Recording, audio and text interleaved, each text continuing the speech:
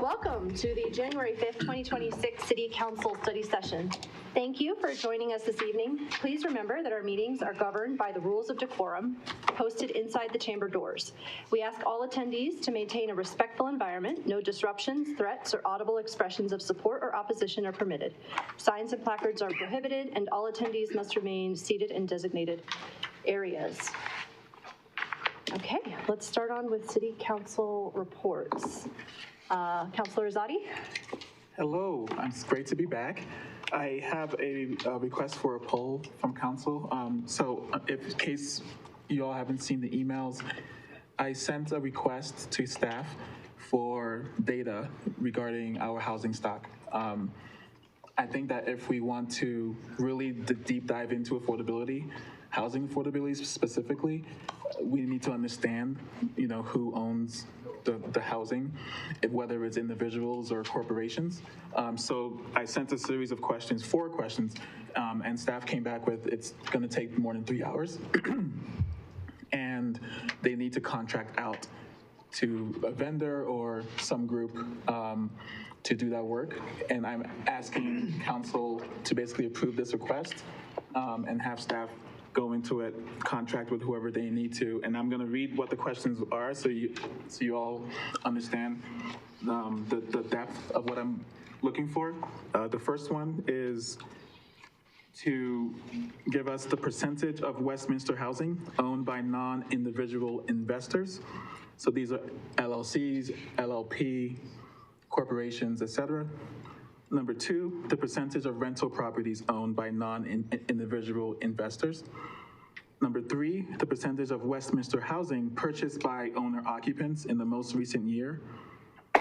And number 4, the percentage of residential parcels owned by out-of-state non-individual investors.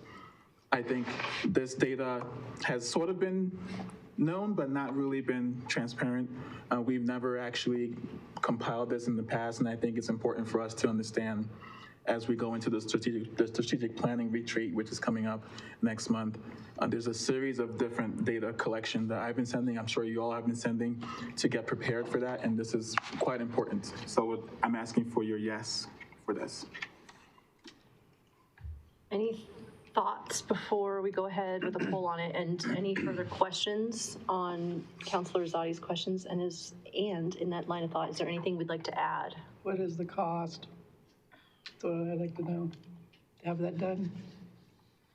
I don't think we have that scoped yet. This is typically data that we don't gather around ownership and origins and such.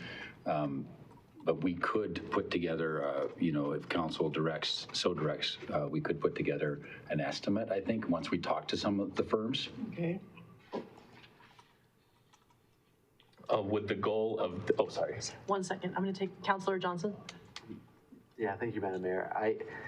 I'm supportive of this. I would also like to add the vacancy rate on to these different types of housing stock. So in addition to who owns it, I want to try to break down our vacancy rate to understand how the ownership type plays into whether the unit is vacant or not. Counselor Baha. Sorry, the no red button makes it, yeah.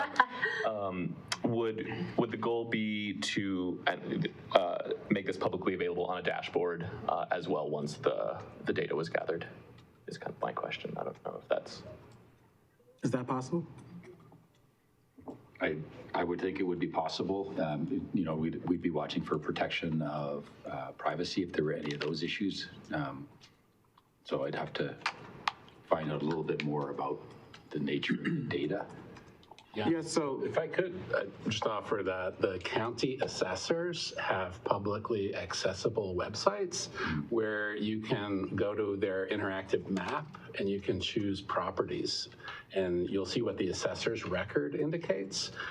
So there's a website for Jefferson County and there's a website for Adams County that would have some of the data that you're describing. yeah, so since this is mostly summarized data and not, you know, these are, we're looking for the numbers, not names or addresses of which ones. I don't see why that wouldn't be. Counselor Hawk? Yeah, I think it's important information to have, especially since we are looking at the housing crisis. And so I am supportive. Mayor Pro Tem? Okay, so I'm just writing down my,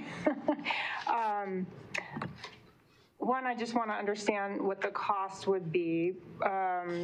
Just, you know, is it enough? I've certainly been interested in this type of information in the past and was hoping it would be more readily available over the years, but I'm definitely interested in the cost. I would also be, the only thing about the dashboard would be like keeping it current and how much are we investing in keeping it current. So at least a spot or a point in time might at least be useful. I'm curious to know, I think, did we participate, we're participating in the DRCOG housing needs assessment, so we don't need yet this information for our housing needs assessment that would be due. Yeah, this is for preparation for the strategic planning, yeah. because we'll have solutioning and we need to have that database. Yes, and I think for me, I was just kind of like, can we use it twice, or, you know, like, and the only other question I have is, will the summary of the information be useful, or are we wanting to get into certain rent levels or housing cost levels? If we're concerned about housing availability, do we need something like that to help us qualify the information? Like macro, if we just say, okay, it's 10% of our housing stock is owned by an LLC, what does that mean to us in relation to the, you know, are they owner occupied, are they rented, do we care at what levels, at what housing costs these are? I think there's a lot of avenues once you have the base. I think this is more base data, and there's a lot of avenues we can take. We can take it that way. We can take it the ownership route in terms of, okay, how much of the stock is owner occupied versus rented out, right? But if you want to add to it to get more detail of what the granularity, is that what you're Well, I'm asking? trying, I mean, you know, we get the information, what are we able to do with it? What are we able to glean from it? And I'm just trying to make sure that if we're getting it, that we're getting enough data points on it that are going to actually be helpful for us to make decisions. That's why I'm... All right, Counselor Hawk? Yes, for me, the reason why I think it's so important is we know that we have an issue with companies coming in, buying almost entire neighborhoods, and then jacking up the cost of rent, which increases the cost of rent for everyone else in that area. And so I think it'd be helpful to know if that's happening in Westminster. And if it is happening in Westminster, where is it happening and how can we stop it? And if we can't stop it, can someone at the state level maybe stop it? Because it is, it's making the cost of living, the cost of housing more expensive for everybody when these companies come in and buy a bunch of houses. Councilor Barajas? Yeah, City Manager Andrews, if we direct that this goes forward after hearing like bids or whatever, to Mayor Pro Tem Nurmela's point, logistically, could we dig into it further after the fact? So like if there's all this data, we're summarized, we're given it, and it's brought to another study session or council meeting, and we have a specific question, again, would it have to be recontracted out to answer that specific question, or would staff be familiar enough if it's a brief enough question that we could like answer that again at some point? I guess that would be a concern that I have. I don't know if you can answer that right now, but that's something that I would hope for. Appreciate the question, Councillor. I think what we could do is structure the base consultancy, if council so directs us to do this, such that we could have the firm retain afterwards to answer any follow-up questions. We could structure that in on either an hourly or some kind of a unit price, or include it as the base contract. So there's some level of follow-up that we would include. If we get direction tonight from council, then we will contact some firms, and this will also, determine, help us determine how to structure such a consultancy. Yeah, and they would also, through those, by showing them the questions, we could also get a sense pretty quickly as to the cost. That's a cost threshold. If I may make a suggestion before we do the poll, are we comfortable doing the vote on whether we go forward with the consultancy tonight? But then take a look at the questions themselves, maybe a little bit more thoroughly, give council a chance to really see if they want to add or, more thoroughly. I would like the 4 questions that I have, and if you want to, and Jax, if you have questions, I think we can add them now because urgency, we have a few weeks left before the strategic planning retreat, and there could be follow-up questions, there could be, but we're all solutioning as to what we want from a prioritization standpoint, and I'd rather go with these 4 now. Councilor Hawk? Yes, I just want to make sure I understand the process correctly. So we can't vote in a study session, but we can take a poll. So would we not then, if we said yes, then vote on it? So that would give a gap in between for what Mayor Camelia is asking? Procedurally, I'd make a suggestion is that, if council, if there's consensus for staff to investigate what type of consultants might be able to perform this task, staff could agendize an item for council's consideration on an upcoming regular council meeting, and that would set forth the scope of the contract and the cost, and then you could vote in that meeting on the contract, and you'd know exactly what you were getting. Yeah, isn't that how we normally do it? Mm-hmm. Yeah, yeah. Thank you so much. Okay, let's go ahead and do a poll. Yes. We've got 2. Yes. Yes. I just like to know how much it's going to be and what it is. How much would be too much? Exactly. How much would be too much for you? I think if we care about affordability, we should accept a decent amount of risk financially because it's really important to understand this. But are we getting the answers? Because we do these housing assessments. They come in and tell us about what housing we need and all that. We get that and we pay for that already, right? So you would Already know? had that. Oh, you would know then? I just think some of this information I can glean from the assessor's office. Okay, that's fair. I'm a yes. Thank you, Councilor Island. Yes. Thank you. Yes. All right, sounds good. So you have 6 yeses. Thank you. Okay, thank you. And I'll clarify, February 28th is our strategic planning date, so we will endeavor to move post-haste with talking to the consulting firms and bring some back to City Council and public meeting as soon as we can. Thank you. Thank you. Okay, thank you. Councilor Hott? Oh, no, I just want to remind folks, now that we have a new council, that my pronouns are they, them. And so please, even though sometimes I know I look very femme, please try your best to use my correct pronouns, and I would appreciate it. Thank you very much. Thank you. Councilor Barajas? Thank you, Madam Mayor. This is my first study session. I've had a lot of onboarding, which happened around holiday times. So I met some city staff and still am meeting other city staff. I got a chance to say thank you to our firefighters and the people over at Dispatch and Police HQ with Councilor Johnson, and I'm sure maybe he'll speak to that. If not, they really liked the treats we brought them. It was a great time to kind of see, the 24-hour work that the city tends to do, and I'm really grateful, and I know a lot of our residents are super grateful. I was really pleased that the intersection at 88th and Lowell is almost open. I know that there were some delays, and every resident is hoping, and non-residents of the area as well are hoping for expedient opening all the way through with that intersection. And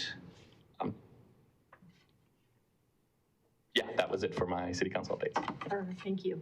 Councilor Ireland? So it's been a while. So I remember before Christmas, I went to the Santa Claus wrapping. I could not believe how many people in our community support that, and I was really impressed. And I'm sure the kids were happy to receive the gifts. I wish I would have been able to go along with ride and do that. But I also went to the rental housing ad hoc meeting, like I said I was going to. Mr. Russell was there. He was glad that Councilor Johnson and I, Jack Johnson, right? And I were there. He felt like it was a better meeting than it had been for a while. But there was two things he brought up. He's afraid that the new, what do you call it, international landlord codes, adopt the landlord codes, that his Fourth Amendment rights will be violated and his Eighth Amendment rights will be violated. And the thing he talked about for his, the Fourth Amendment is about coming into a property without a warrant. The Eighth Amendment is about having, well, he gave an example where he had a property that our code enforcement came in and checked it for everything, and it was fine, except for there was leaves in the gutter, which had blown in after he had cleaned it or fixed it up or whatever. And he got another citation for that. And so he felt like that was improper, that he got cited for that. And so I can see his frustration there. He also would like more collaboration because he feels like there's only 2 rental properties of people that show up to these meetings and him. He would like more landlords, more tenants for other properties to get more input, so it's not just him in the one group. So he just would like, more collaboration before we pass this new codes. And I know that the international, that's called International Property Maintenance Code, sorry. The international building codes have cost us, we're talking about affordability. I've looked into it. It's costing people we didn't grandfather in people who finish their basements, do remodeling. All those things are making people have to change all their codes and get it up to code from where they built the house to where they are now, and it's costing a lot more money.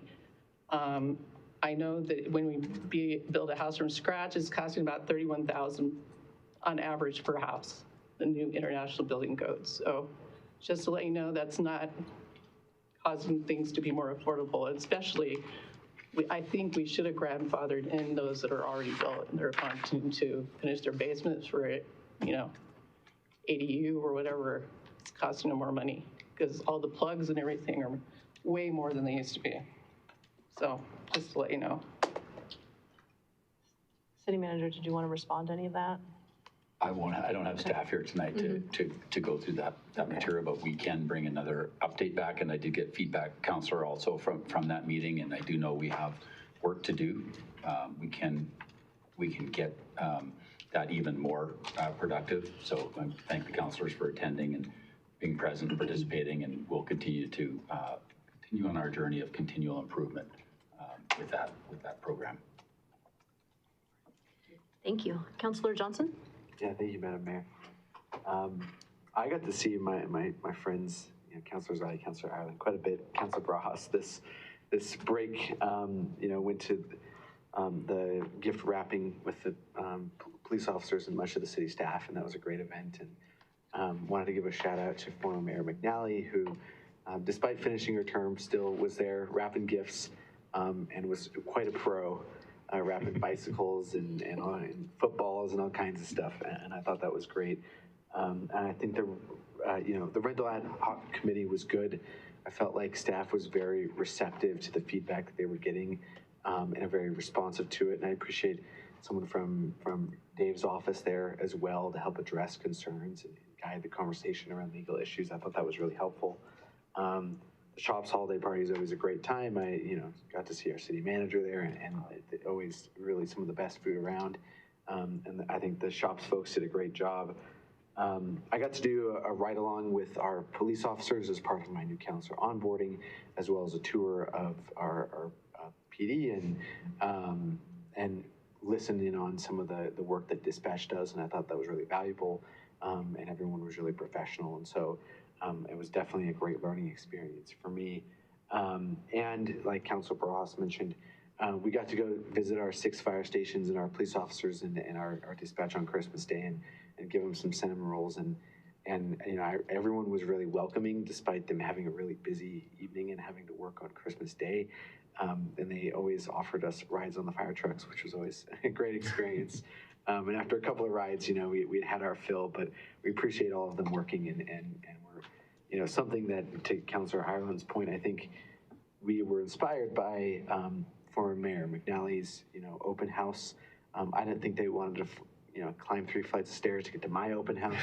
So we decided to go to them, and I would welcome council joining me in future years as a group to go visit them. Thank you so much. Mayor Pro Tem Nomella? Well, I spent most of this past 2 weeks kind of hibernating with family, so I appreciate being able to do that, but I also appreciate everyone also giving back, to our police and fire especially. I have a lot going on this month, particularly with Front Range Passenger Rail and Dr. Cog, so be back to it. Looking forward to the new year. Perfect. Okay. I just want to say I am so sorry, Councilor Barajas, that I had to miss your swearing in. I hope it went well.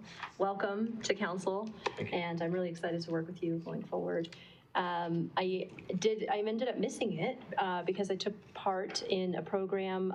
It's a new program, Harvard Bloomberg program for mayors, and we concentrated on all sorts of things.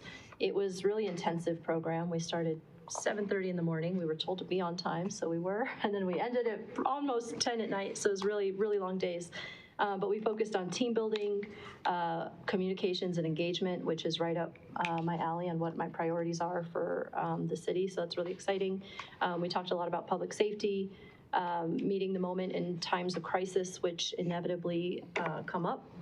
And as a parting gift, we now have 2 Harvard graduate students with us, and so I'm really excited about that. They are here for the next 2.5 weeks to help in transition from Mayor McNally's tenure over to mine, and so it's really exciting. So I hope that you have a chance to meet with them, and I hope you can give them any advice while they're here. They're here to study, and so I know that they're excited to meet with everyone. That said, it sounds like the gift wrapping went really well. So thank you to everyone who took part in that, and thank you to our officers who did that. And I also just want to say thank you to the counselors who took time to go and meet with staff already. That is such a huge, very important part of the job, and I love that you spent the immediate next 2 weeks of your time getting to know and go on ride-alongs and get to know our staff, because if you don't know the city inside out, then how do we make decisions for it? So thank you. And then I know that there was a Dr. Cog meeting tomorrow night. Are you're attending that? Because I'm not sure that I'm able, so, okay. Yeah, I'll always let you know if I Okay, need the backup. amazing. Okay, with that, City Manager? Thank you, Mayor. I do have a report this evening. It should be fairly brief. I would like to start first by thanking Mayor and Council for allowing me the opportunity to spend the holidays with my family, and that was really much appreciated. So I did have a wonderful break with my family, and I also want to thank Deputy City Manager Larry Dorr for providing acting coverage last 2 weeks. He was very engaged, and I know he met with many of you and corresponded. He put tonight's packet together. So thank you, Larry, for putting everything together over the last couple of weeks. Next slide, please. This is an exciting update for the City of Westminster, and particularly historic Westminster. I'm pleased to announce that we have 3 railway quiet crossing zones that are about to begin construction in historic Westminster. The 3 locations are shown on that map. It's not the greatest map. That's actually, it'll be a better detailed map when it goes out on a postcard to the neighborhoods. The 3 locations are Lowell Boulevard, which is just south of 71st Place, Bradburn Boulevard between 72nd Avenue and 72nd Way, and 72nd Avenue itself between Newton Street and 72nd Way. So the project, for those not familiar with the term quiet zone, this will allow trains to silently cross those 3 major intersections without sounding their horns. The engineers always have reserve the right to sound the horn if they think there's something that they need to make someone aware of, but this will eliminate almost all those train horns in historic Westminster. So we will be notifying more than 2,700 residents and businesses by way of a postcard, and those will be going out shortly. And that I wanted to make sure that the community knows that work hours will be mostly structured between 7 a.m. and 6 p.m. Monday through Fridays, and that the work will likely take until the end of February to get all 3 of these zones installed. Once installed, I think that the traffic disruptions construction will be much appreciated for the benefit that will come from these 3 crossings. I want to say that staff has been working with the railway on these locations for probably a decade. It takes that long to move things sometimes with our rail partners. We are now at a place where we're beginning construction, so big news for historic Westminster. Next slide, please. I also want to note, and thank you, Councillor Barajas. It sounds like you did a site visit. As of this, front door. Right in front of your front door. So I am also pleased to announce that the intersection at 88th and Lowell has substantially retained or had its functionality reinstated. That was as of December 23rd. Most of the movements have been restored. So eastbound and westbound traffic on 88th may travel through that intersection or turn north onto Lowell, and southbound traffic entering may turn either east or west. It is that south leg that has remained closed, and that's due to the ongoing construction at the southeast corner of that intersection. Crews are working diligently to get that work completed and get that intersection fully restored. The intersection's been closed to traffic since November 3rd, and that's been to allow the installation of major water and sewer utility infrastructure there. So the crews are working hard to get that 100% functional as soon as possible. Next slide, please. On tonight's agenda, being a study session, we have 3 presentations this evening. The first one, we are pleased to welcome Mr. Sam Light, General Counsel of the Colorado Intergovernmental Risk Sharing Agency, or CIRSA. And Mr. Light will be talking to City Council about governance best practices. Next up will be a concept plan review for development at Bradburn, at the Bradburn neighborhood, Lot 26, and that's for our townhome and single unit detached structures. And finally, the third item will be the 2026 legislative policy statement discussion. We have prepared for you one copy of the legislative policy statement that includes all the suggestions received by Councillor Johnson and Mayor Carmelia, and that will be in one copy, and we can go through that page by page tonight together and get your direction on those changes.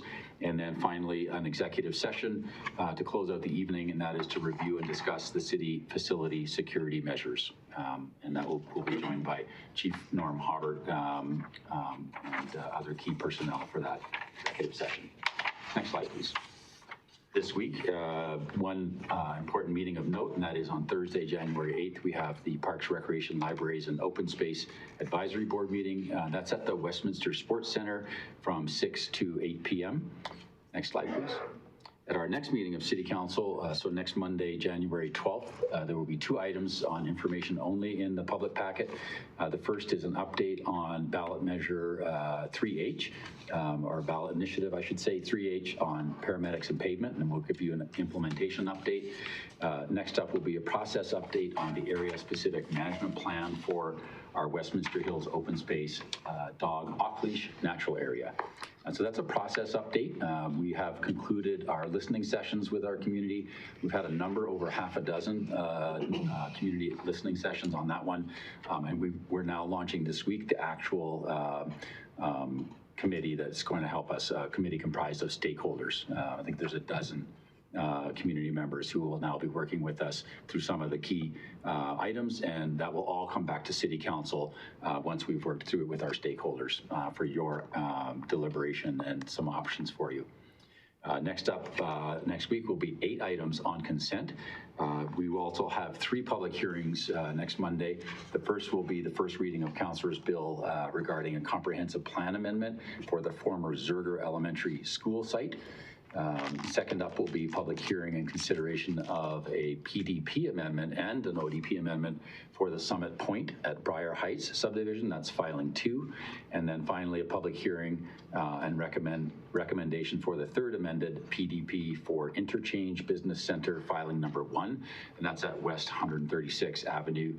And that's really the Walmart cell tower site, very topical for us, and progress on that with respect to a public hearing now. Next slide, please. Also, under new business, 2 items. First reading of Councillor's bill regarding waiver of conveyance of non-tributary groundwater requirements for the Pillar of Fire. That's filing number 1. And then first reading of Councillor's bill approving and ratifying a lease agreement with Fit Physical Therapy Professional, doing business as Physical Therapy and Balance Centers for renewal of lease at our City Park Fitness Center. And finally, at our post-meeting study session on the 12th is discussion of boards and commission liaisons. Next slide, please. You'll see a new and revised contact slide. I always want to highlight Access Westminster as the key tool for our community to reach us with a concern, question, or request, and that's at westminsterco.gov/Access Westminster, and you can get the app no matter what your device. You can get a free app for Access Westminster, which is going to be GIS linked for you, so you can report potholes or other types of things directly to us. Always, you can phone us at 303-658-2400, and our website, of course, is westminsterco.gov. New tonight is highlighting our transparency portal. So please do visit anytime you wish, westminsterco.gov/903/transparency. You can track every single one of your dollars in terms of where it's coming in and where it's going in terms of city services and resources. So very powerful portal, and that maintains City Council's commitment to open and transparent government.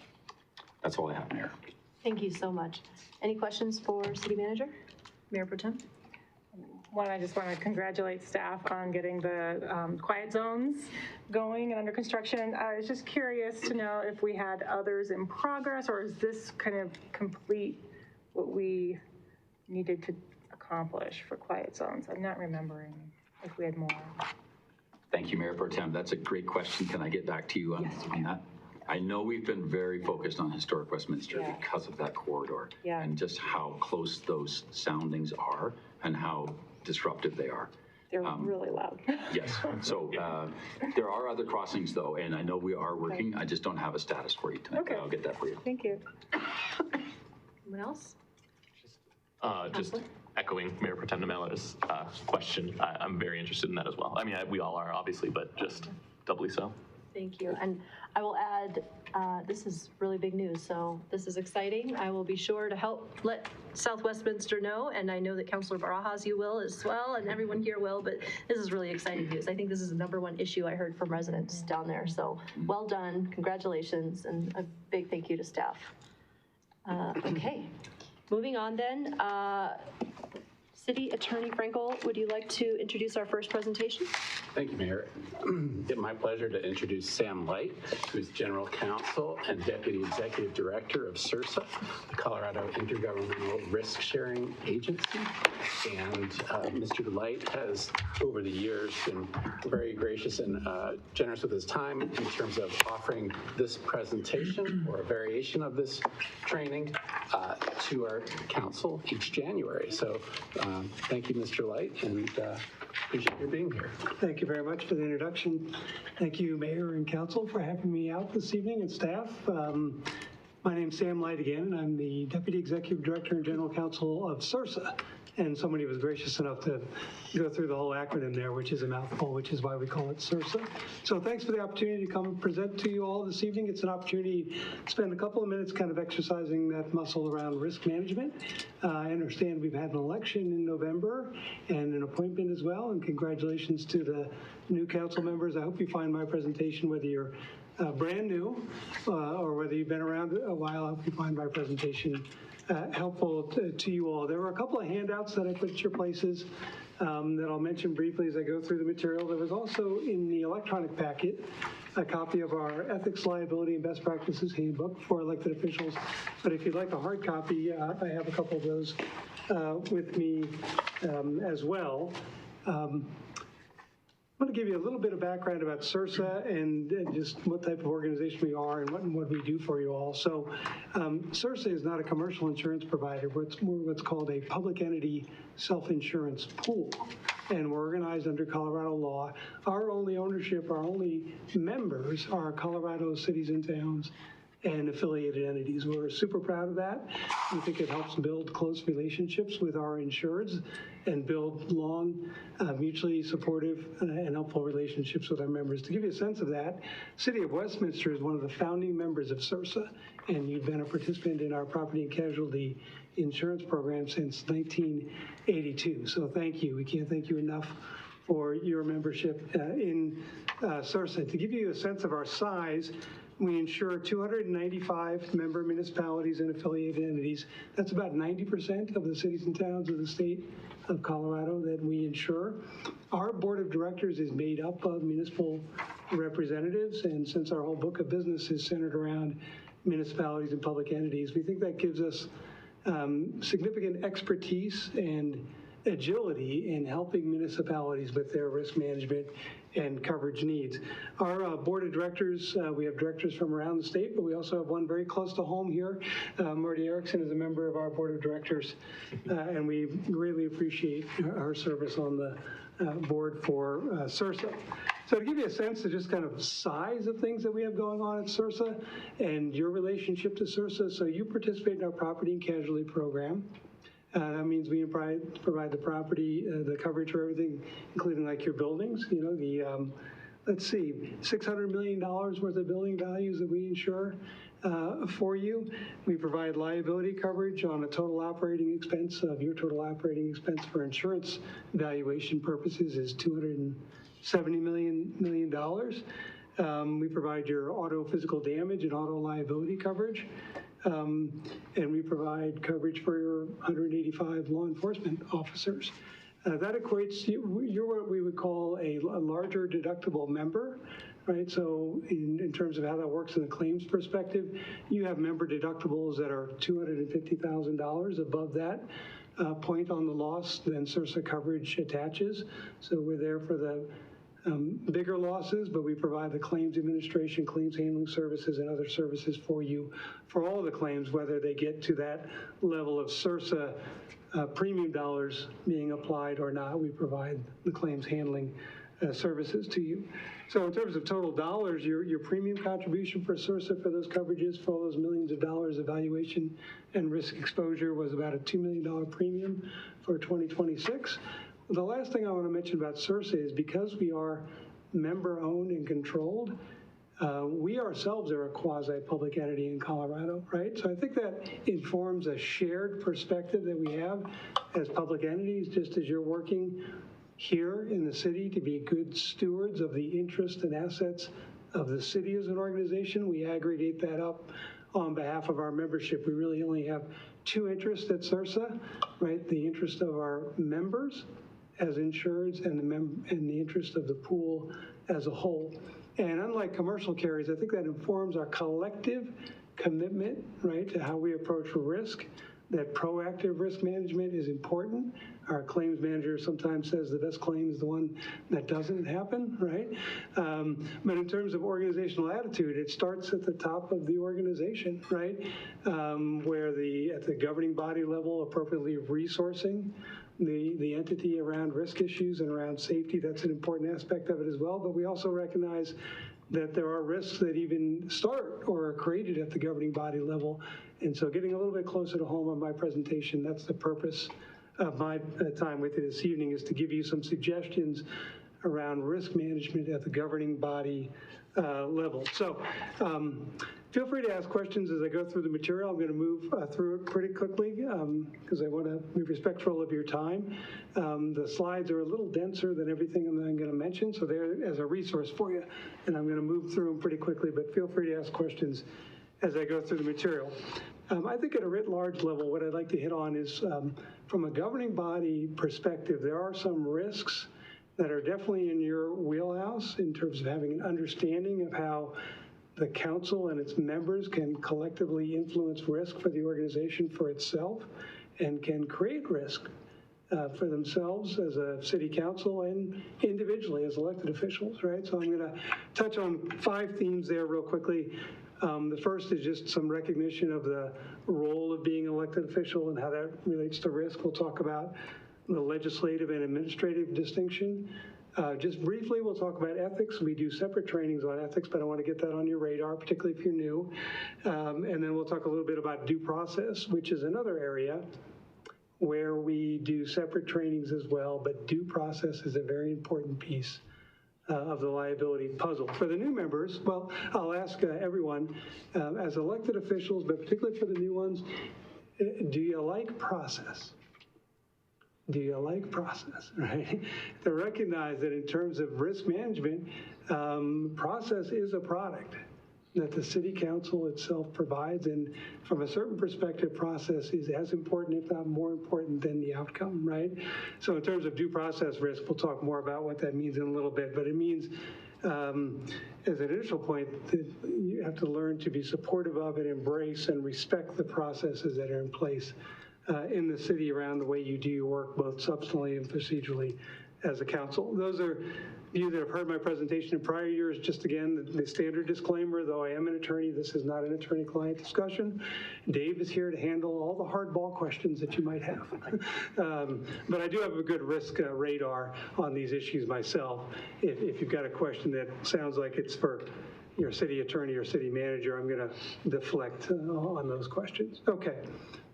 First thing around suggestions at risk management at the elected body level is remember that when you become a city council member, your role and relationship changes pretty drastically, right? Your relationship to community, everyone agree with that?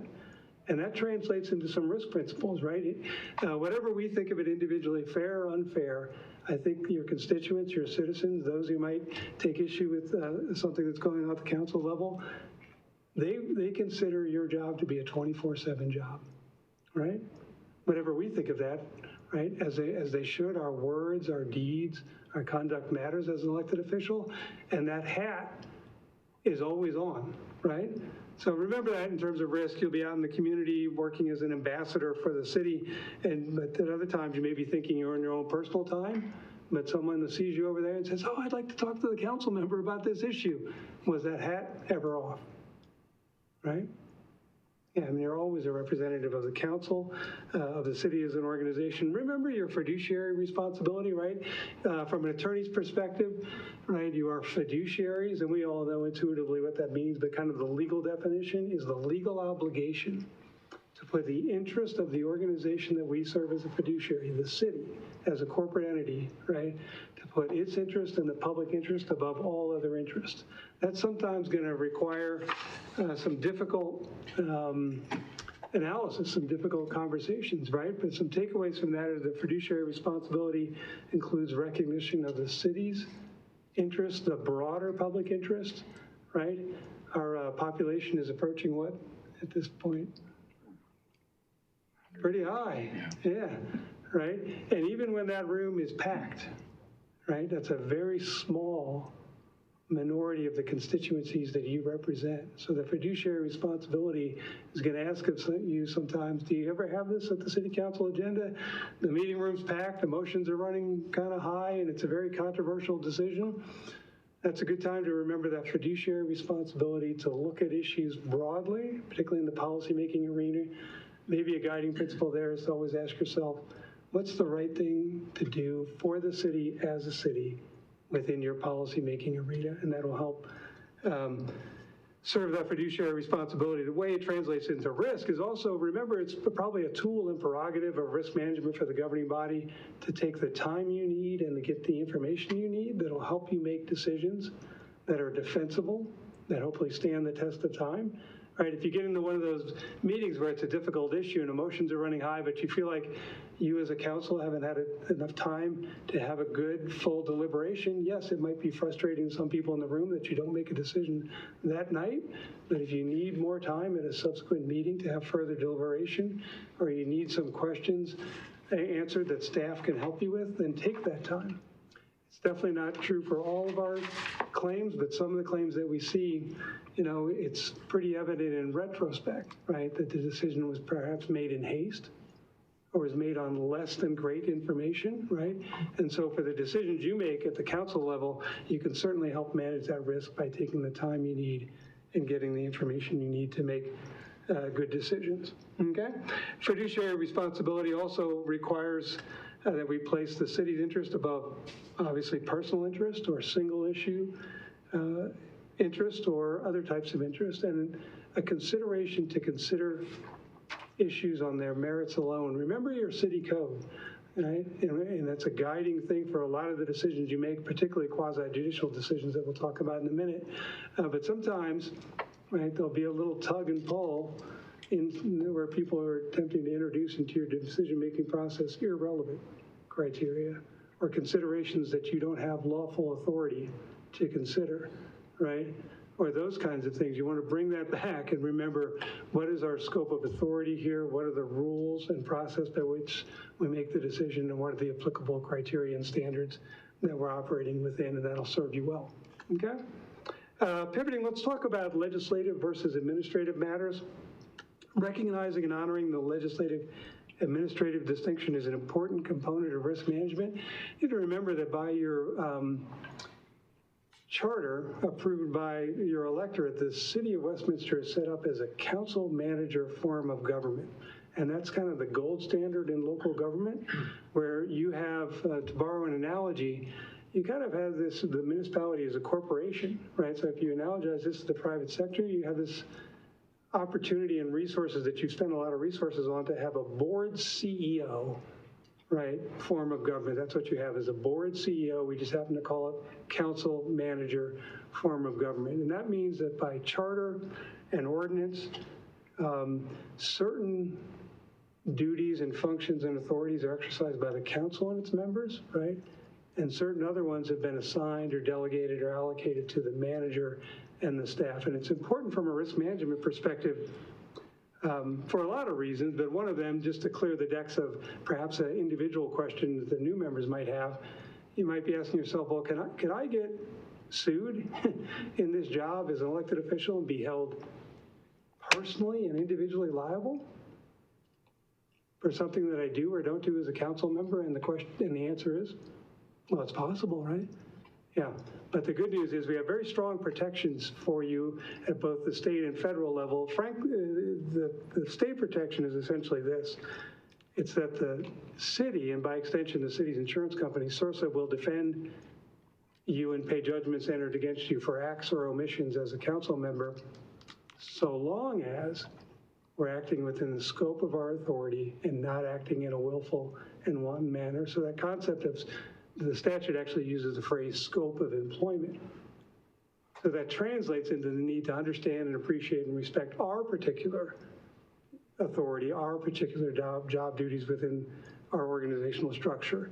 And at a high level, that means that, what is my job description? What is council's job description? The council, by your charter, is the legislative and governing body, the policy arm of the organization, right? Responsible for determining things like the needs and wants of the community and how we put governmental resources on that, determining what the long-term goals, priorities, policies, objectives, where do we want this community to be in 3, 5, 10 years, those broad things that only the council can do. And then your manager and the administrative service of the organization is responsible for carrying out, right, or achieving those goals and priorities as determined by the council. So I put in the slide there some provisions of your charter, particularly if you're a newer member. Take a look at those, and that helps emphasize the form of government that you have, right? The council manager form of government. And they don't do this anymore, do they? When you swear someone in, everybody took the oath of office, right? I'm going to date myself here, but it used to be you take the oath of office, and then the next thing that happens is the clerk would come over and give you this massive volume of ordinances. Hundreds and hundreds of pages. Doesn't happen anymore, right? But it's all there. It just happens to be digital, right?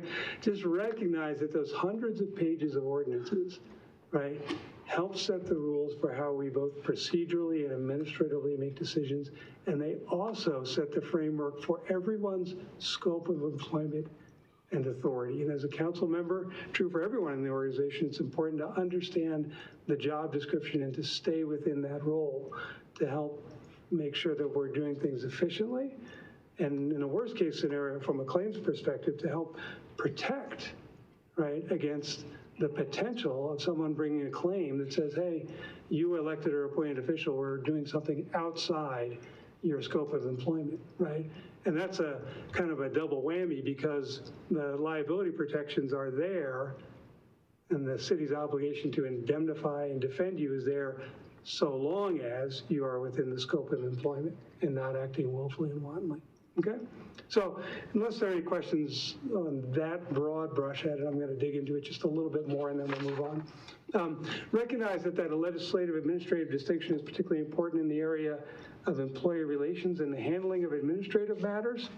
The city council, of the hundreds of employees we have, the city council is responsible for supervising how many of those? Just a handful, right? The manager, the attorney, judge, that's it. I have to tell you, from a claims perspective or risk management perspective, employment practices liability claims are super complex, super tricky, and so from your perspective, whew, that's great news, right?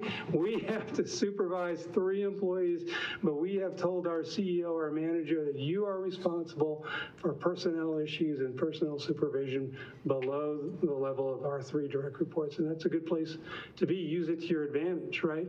But I've been around the block a few times, and I know that sometimes there might be a little bit of a tug. Maybe a citizen or someone, applicant, has a interaction with a staff member that they didn't like, and it's only natural that they might reach out to their elected official and say, I have a problem with this city staff member, right?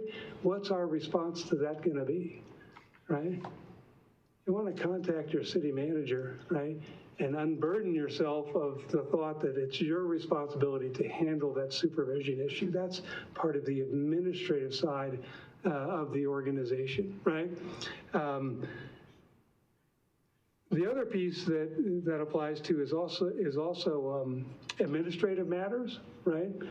In that administrative policy differentiation, the council's role is to set the overall policy, right? Which defines then how things will happen going forward. So some examples, I think maybe as one mentioned earlier this evening, like on building codes, you set, through those ordinances you adopt, you set the general rules, the general framework, right?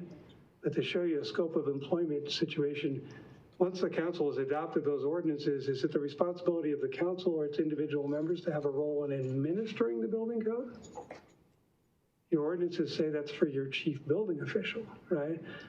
What are other options? Maybe your criminal code, your general offenses, right? The city council defines what conduct is going to be prohibited by law in the city of Westminster, but who's actually responsible for writing the tickets or enforcing the criminal code? Your law enforcement officers, right?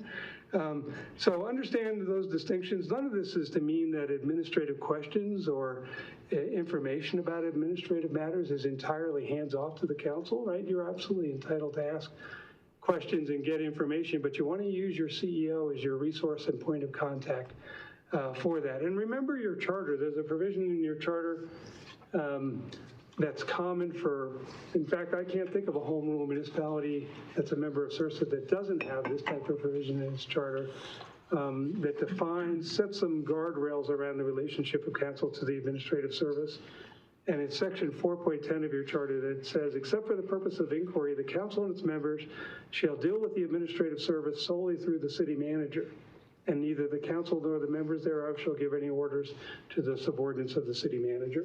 So again, you know, information flow, whatever that looks like to you all, I encourage you to make sure you keep your manager in the loop and use your manager to be your point of contact and your resource on those issues, okay? Remember also, we're a collegial friendly group and we do serve as ambassadors of the organization, and you're gonna have interactions with staff, but be cognizant of the perceptions that they'll have of an interaction that you have with them, but you might perceive as just a comment, oh, I'd like to see this. Imagine the subordinate staff below the level of city manager, what their perception of that might be. Oh, I've got an elected official suggesting, are they suggesting that I should be doing something, right? So if you have thoughts on an administrative matter that you'd like to see carried out, you want to take that to your city manager, okay? Let's see. You probably have this, and I think the last slide that was on your presentation talks about ways that you and your ambassador role for the organization can help funnel administrative inquiries to the appropriate place, right? So whatever that looks like to you as a city, you want to have a process of bringing forward questions or concerns, including those raised by constituents about administrative matters. But you do want to be a champion of your processes as well, right? And avoid the frustration that arises if you just, I don't know how long ago you did this, but I think you have a short-term rental ordinance. You as the council put all the energy in determining those rules and policies, and yes, from an individual constituent standpoint, there might be winners and losers that come out of those rules, right? And one of them who feels like they were on the short end of the stick might be frustrated about your short-term rental ordinance, but they want to reach out to you and ask, hey, does this, you know, they're looking for perhaps an end run, right? That's a mistaken perception of the role of the elected officials, right? You instead want to be a champion of the processes and rules and policies that you put in place, and not, right, get in those situations where perhaps you're being conscripted in an attempted end run, right? Now that's different from the situation that if there's continual problems with an administrative matter that's come up and your laws need to be revisited, then yes, there's a role for the council. Hey, let's take a new look at that ordinance and see if it's in need of some revisions, okay? All right. Recognize also that the power of in all those hundreds of pages in that book that they no longer give you, I'm pretty sure you won't find a provision that says the power of the council can be exercised by one single member of council. It's a collective power. We each bring our own voices and experience to the table. But we as a council then work together to try and find consensus, collaboration. Sometimes it ends up being a split vote, sometimes it's a unanimous vote, but we're all working to deliberate with many voices, but speaking with the one voice of council, whatever that ends up looking like to us. And in terms of risk management, the red flag that I would ask you to realize is that in that multi-member public body organizational structure, if any one of us is tempted by the idea of, well, you do what you're going to do, I'm going to do this. That can be a red flag, right? The one may be getting a field of their scope of employment, right? Or acting outside of what their actual role may be. So be careful of that dynamic as well. So unless there are any thoughts or questions around that, pivot and talk about ethics. Just real briefly, again, we do separate presentations on this. We're happy to do one if you would like to have us come back. But particularly for the new folks, remember when you become an elected official in Colorado, you become subject to codes of ethics that govern our individual conduct. And ethics really is that area where the liability is individual and personal, is not a liability that's typically indemnifiable or insurable. So you definitely want to take the time, dare I say, make the code of ethics, whatever it is that applies to you, make it your best friend. Right? That may sound counterintuitive. You go, what do you mean codes of ethics? They sound like traps. Actually, they're not, right? They're there to set expectations for public officials. We are held to higher standards, but your best use of a code of ethics is to use it to be prepared, to spot issues before they arise. And when you're prepared, then you're also able to address situations where perhaps you ever agree with this notion that sometimes elected officials can be on the receiving end of an allegation of ethical impropriety that's just way off the dartboard? Right? Oh, you have a conflict of interest because you live in this city. Well, that's not right. The rules are much more nuanced than that, but if we have a good working understanding of the rules, then we're prepared to spot issues and take the right path in that regard. So remember what they are in terms of the broad categories. Check out your conflict of interest rules. Recognize that there are prohibitions on the use of confidential information as well as gifts. My other takeaway is there are the legal rules that define what is legally permitted and prohibited in terms of ethics. But do you agree with this notion? Fair or unfair, whatever we think of it, sometimes isn't it true that in matters of ethics, perception equals reality and reality equals perception? So I encourage you to include that in the mix when you do your analysis of an ethics issue. Because it's sort of an issue above my pay grade, but you can go through all the legal review and make a determination, do I have an actual conflict that requires recusal or do I not? And maybe you do all that and you're comfortable concluding there's no actual conflict, I'm not required to recuse myself, but there might still be a lingering perception. How do you want to deal with that issue? Maybe you want to make a statement on the record, let everybody know that you're aware that this perception issue, but you've thought through the issue and you know what the rules are. That might be helpful to you as well. The other thing, particularly for the new folks, as you get oriented to the code of ethics, recognize that, of course, the city attorney, city manager cannot serve as your own ethics advisor, individual personal ethics advisor, but they work with these codes and they know the ins and outs of them, and they can give you thoughts from their perspective on how these rules are supposed to work. And I'll speak out of turn. Well, Dave will tell me if I speak out of turn, but if you have a question, you're wondering how the ethics rules work, feel free to call your city attorney early so that you don't have an issue unfolding at the dais night up, right? Much better to have a little time and space to think through those issues than have it arise for the first time when someone during a public hearing stands up and tries to make an objection to your participating based on an alleged conflict of interest. Because if that arises, we're going to have a little mini discussion right there and then at the beginning of the public hearing, right? So build that into your process as well. All right, last thing I want to mention briefly is due process. And there's a handout about this issue. This is its own training as well. But here's the fascinating thing of the well more than 100,000 citizens that we have in the city, right? At the end of the day, there's only about a dozen or so between the Planning Commission and the City Council that have the power to decide whether someone in the city has a right to rezone their property or subdivide their property. What an awesome power to have that local control, right? To be able to make those decisions at the local level. And you definitely want that power, right? You don't want the county or the state making rezoning decisions for you, that kind of thing. But recognize for those types of quasi-judicial matters that come in front of the City Council where you have the power to make the decision, there's a grand bargain going on where we're making decisions that affect the individual constitutionally protected property rights of people. And in exchange for that, our commitment is that we're going to honor their due process rights.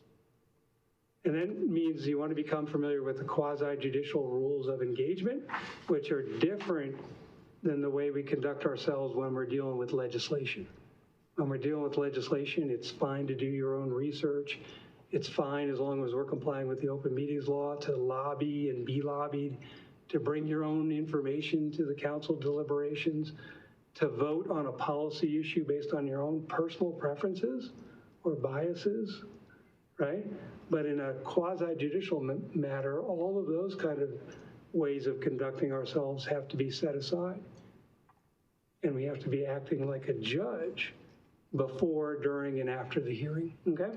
So keep those thoughts in mind. There's plenty of resources on those issues, but a couple of the main things that we see in the claims world to be cautious of is recognizing quasi-judicial matters as a rule that prohibits us from reaching out to the applicant or the proponents or the opponents and having discussions with them outside of the public hearing. Just like judges, our only involvement with the matter is at the public hearing, right? We have to maintain our impartiality, be fair, neutral, impartial quasi-judges of the matter that's coming before the city council. And then most importantly, this second to last bullet on this slide, it probably applies to all of your decision-making, but for quasi-judicial matters in particular, want to make sure our decision, right, we articulate the reasons for our decision on the record, that we look to staff to help us understand what are the correct decision-making criteria. Because you know how it can go. You know, sometimes we have a public hearing, it's all done, and the mayor says, thanks everyone for participating. Okay, council, let's deliberate. And I start and I say, Mayor, I'll start. I'm just gonna vote no because I don't like it. Not a great start, but we'll definitely get there by using Sam's rule of why, right? I say, I'm gonna vote no because I don't like it, and someone says, well, Sam, can you tell us why you don't like it? I'm going to vote no because I don't like it because it doesn't meet our standards. Are we done? You? Why doesn't it meet our standards? I'm going to vote no because I don't like it because it doesn't meet our standards, because for this development plan, our standards say X and it doesn't meet standard X. And it might even require you to go down a level deeper, but use your staff report and your staff who's in the room with you to help do that exercise. Critically important to help make a defensible record around quasi-judicial decision-making. So I'm going to end with it. There's a couple of resources there on quasi-judicial decision-making as well as the handout if you'd like those. Just going to aggregate this up to a couple of key takeaways for managing and mitigating risk at the governing body level. Remember and embrace that policy administrative distinction. Right, embrace the role that only the council can do, the legislator, policymaker, right? And once you've defined the needs and wants and policies of the community, then trust that your administrative team is there to get the work done as defined by the council. Embrace and provide good process. Commit to your house rules, whatever they look like. I didn't have a chance to grab them in preparation for this presentation, but I do believe you have rules of procedure for the council. Make sure you embrace those.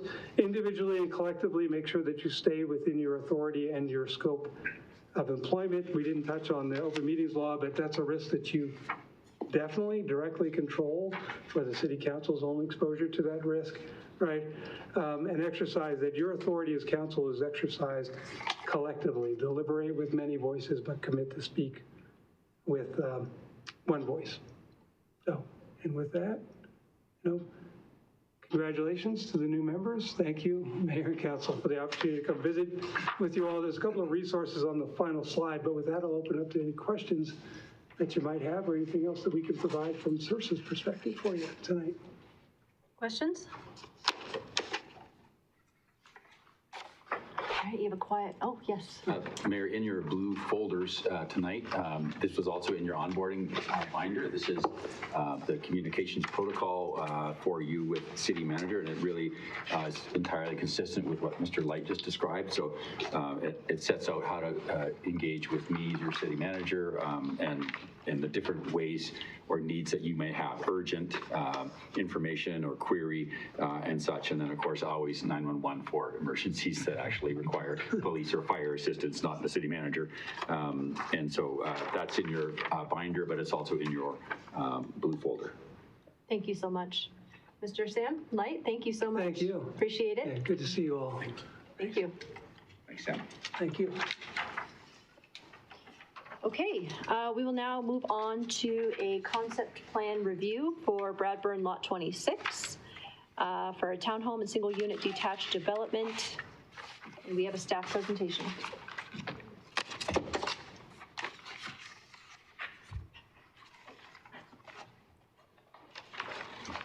Okay. For all in attendance, this is a concept plan review. It is not a hearing on a development application. Its purpose is to allow City Council to learn about a proposed project in its beginning stages and provide feedback to the applicant on City Council's general impressions of the proposal. In accordance with the Westminster Municipal Code, concept plan reviews occur after city staff complete the pre-application review for a proposed project, but before staff perform a technical review for the project.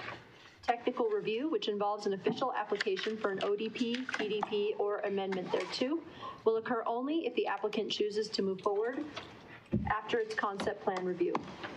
As part of our review process tonight, city staff will provide a brief introduction, and then the applicant or its representative will present an overview of the applicant's development proposal. City Council may then ask questions of the applicant and provide the applicant feedback on the proposal. City Council comments on the proposal are gratuitous in nature and are not binding on City Council, the Planning Commission, city staff, or the applicant. And so with that, I realize we've got a couple councilors to whom have not done this before. And so let me know if you have any questions and we can answer those. But please know that your thoughts, your questions here are non-binding, and these are just to give us feedback, initial thoughts on the plan. Thank you so much. Great. Good evening, Mayor Pro Tem, and City Council. My name is Trevor Harlow, Senior Planner with the Community Services Department. I'm here tonight to provide the staff introduction to this concept plan review. The subject property shown here on the screen is within the Bradburn subdivision and located at 4188 Main Street. Again, showed here, the subject property is zoned Plan Unit Development, or PUD, and designated as mixed-use neighborhood in the 2040 Comprehensive Plan. The subject property was never developed according to the original vision for it set forth by the 2001 Master Official Development Plan, or ODP, for the area, and is currently vacant, as you can see from the zoomed-in subject property right there. The current owner had a preliminary development plan, or a PDP, amendment approved in 2023 to entitle residential multifamily condos on the property. They are now coming back to amend that PDP to instead allow for a single unit residential development with a product featuring both attached and detached units. The previous PDP allowed for 16 units, and this new amendment would allow for 2 additional total units. The applicant and owner are with us tonight, and they're going to cover their site layout and their project proposal much more in depth, so I'll leave a lot of that to them and kind of just give you all the highlights. So as mentioned, the proposal includes the request to amend the PDP and Master ODP to allow for single unit attached and detached products as a permitted use for the subject property. This would allow for the proposed project that features 14 total units consisting of 10 attached and 4 detached units, along with 4 planned accessory dwelling units, or ADUs, on each detached lot, which that's what gets us to that total of 18 units, which is 2 more than the previously entitled. All right. For the applicant to pursue adding single unit residential as a permitted land use to the PDP, they would need to process a PDP amendment, and then additionally to amend the ODP, the Master ODP, they'll need to process an ODP amendment. As far as the staff analysis so far and the very preliminary staff analysis, we can say the proposed use is compatible with the mixed use neighborhood land use identified in the comprehensive plan. The applicant has also revised their site plan for this concept plan review from staff feedback they received during the pre-application meeting, which is what you'll see from the applicant here soon. There are still existing concerns with the layout, the building materials, setbacks, some access and pedestrian circulation items, some things with screening and building placement concerns. But staff will work with the applicant on addressing those before and throughout the technical submittal process when we get to that stage. Staff has made the applicant aware that exceptions to city standards, like for some of those issues mentioned previously, will be needed to move the project forward. Staff is generally supportive of the project and its intent, and will work with the applicant to address those concerns and meet the intent of the Westminster Municipal Code as well as the design standards, once again, throughout before that technical submittal process when we reach that. Lastly, for public notice was provided for this concept plan review tonight. The applicant posted one sign on the property and mailed over 1,000 notice letters. All required notifications took place on or before December 26, 2025. If the applicant chooses to advance this application, the public will have opportunity to provide input during the review process. The first opportunity for public input will come through a neighborhood meeting hosted by the applicant to present the project to the community. Additionally, there will be a second and third opportunity for input through the public hearings of the Planning Commission and City Council to be held at later dates that have yet to be determined. And with that, this concludes the staff introduction and overview. I will now pass it along to the applicant to provide their presentation on the concept plan review for this project, following which I and the applicant will be available to answer any questions. Well, thank you all. Welcome and to your service. I take my hat off. Appreciate. I come in front of many of these boards that I know it's a lot of work, so I really applaud you all for taking this on. I'm going to try to get the presentation up here. Yes. I'm sure it stays.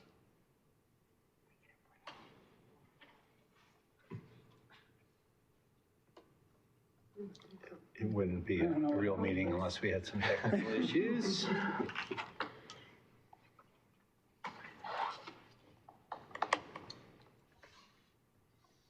Well, while they're pulling that up, hopefully you all know this lot and understand that this kind of missing tooth for Bradburn. And I think that the site itself is pretty challenging. It's when we look at the site plan, it's loaded from the east and the west, and actually to the south. So on three sides, it's basically bound by alleys with garages on all the sides. Okay, so I can scroll. And so we've been looking at the project for several years now and trying to come up with a solution that has made some sense. And as Trevor mentioned, originally it was thought of as being condominiums. And what we wanted to do is we wanted to really kind of fulfill a need here of something that was more affordable for people to actually have lots and blocks. So these are individual lots. They have common walls, but they're still sold as individual lots. They'll have party walls between them. And so we think it's very important for people to have the opportunity to actually own their land and not necessarily be part of a condominium building. We also felt that it was very important to create that opportunity and provide, a garage for each one of them, a patio, and some open space in here. So as we approach that, those challenges and apply them to the lot here, I think we've come up with some good solutions that maintain this alley surround that we have. So we have garages facing other garages on the other side, and then we've focused the energy and the open space to the inside of the property, which allows people to have their views, their daylighting, and those attributes that people want to have with their own private property. That center space also, in addition to kind of fulfilling the open space requirements of the project, it also works out very well to have all the utilities along an easement in the center section that goes through there. So that'll end up being part of the master Bradburn HOA, and there'll be maintenance agreements to mow that and maintain that. But again, they do get private property up into that green space.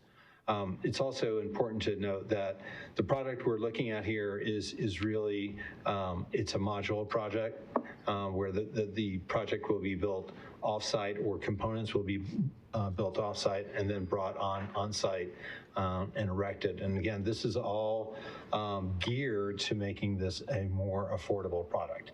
And we feel that this product is needed within the community, and it's this missing component that allows something to be more attainable for the population.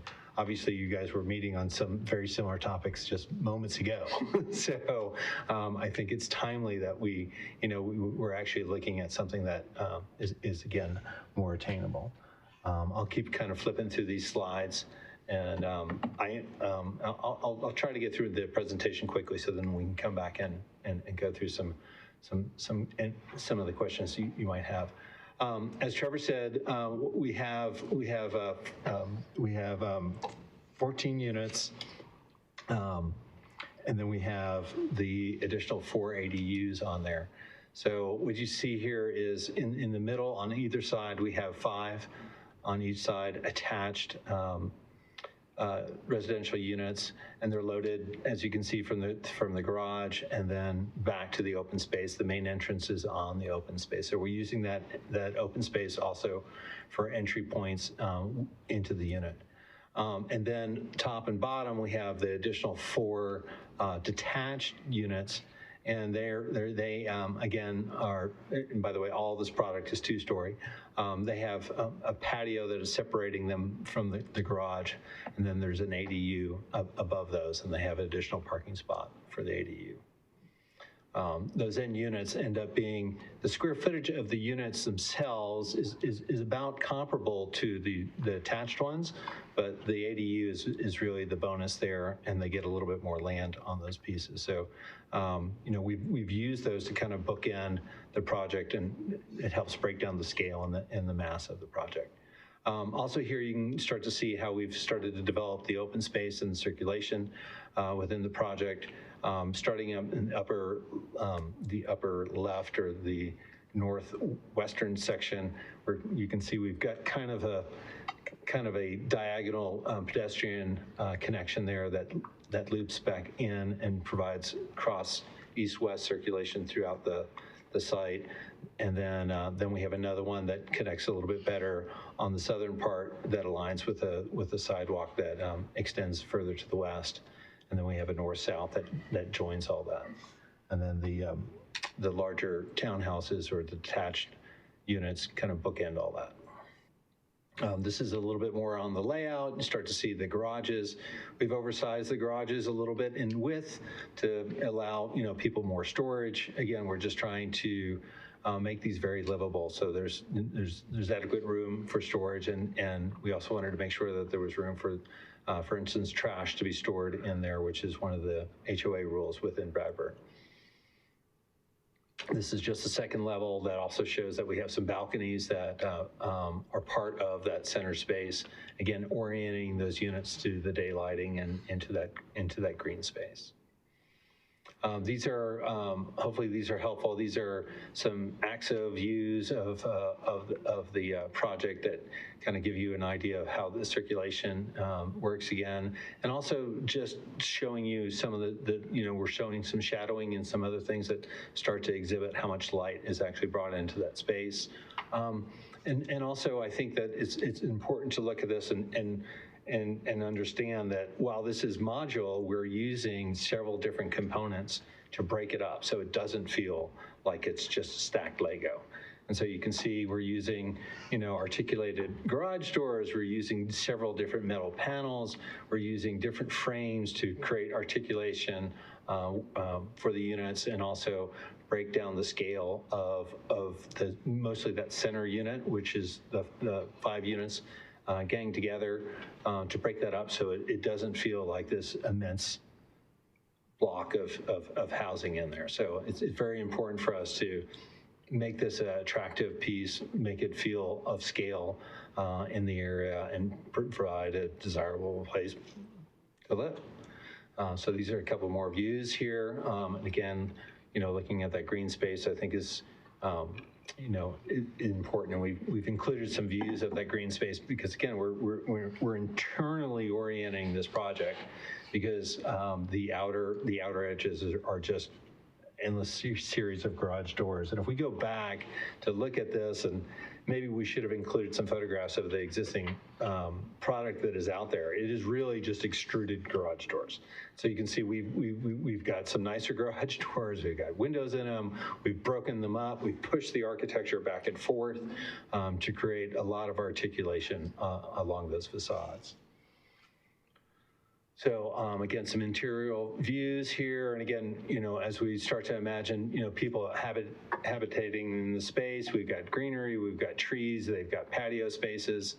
As Trevor said, there's probably some screening issues he wants to talk about, but we're also trying to, we're walking the line between trying to not break up the space tremendously with a lot of compartmentalization, but also still providing privacy screens between each one of the units, and then also using landscaping to provide some of the separation between units. Another view looking along the courtyard, and then above the courtyard, you can also see, we have a flat roof here, which is a little bit different than some of the residential that is here, but that works with the module product, and it also allows us to put things up on the roof, the condensers, solar, and other elements that don't necessarily lend themselves to sloped roofs. So it's a bit more of a modern interpretation.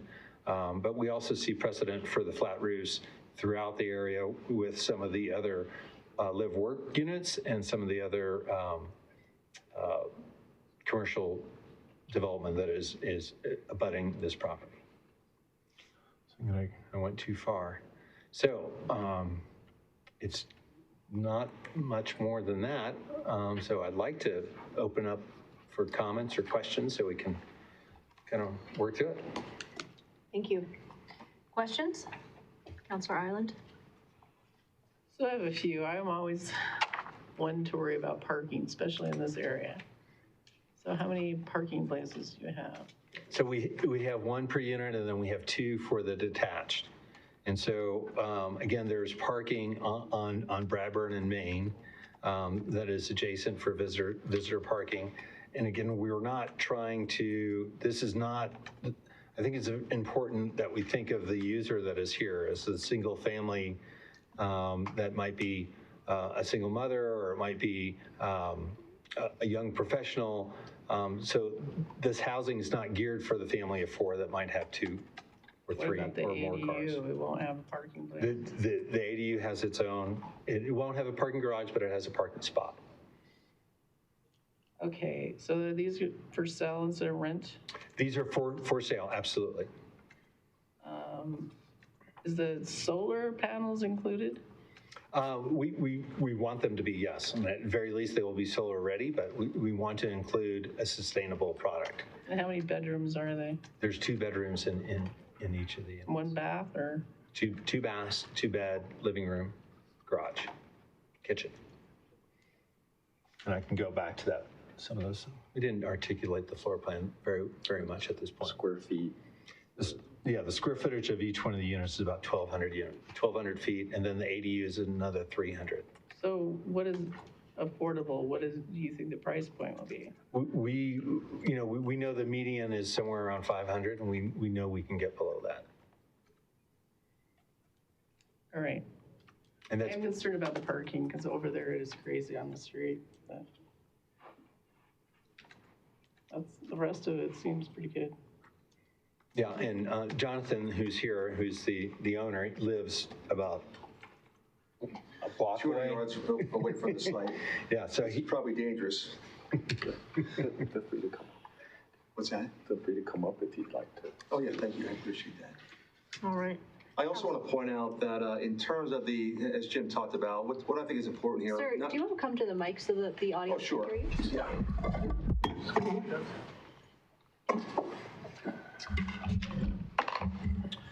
Yeah, so what I think is important is that, one, I live about 150 yards away from the site.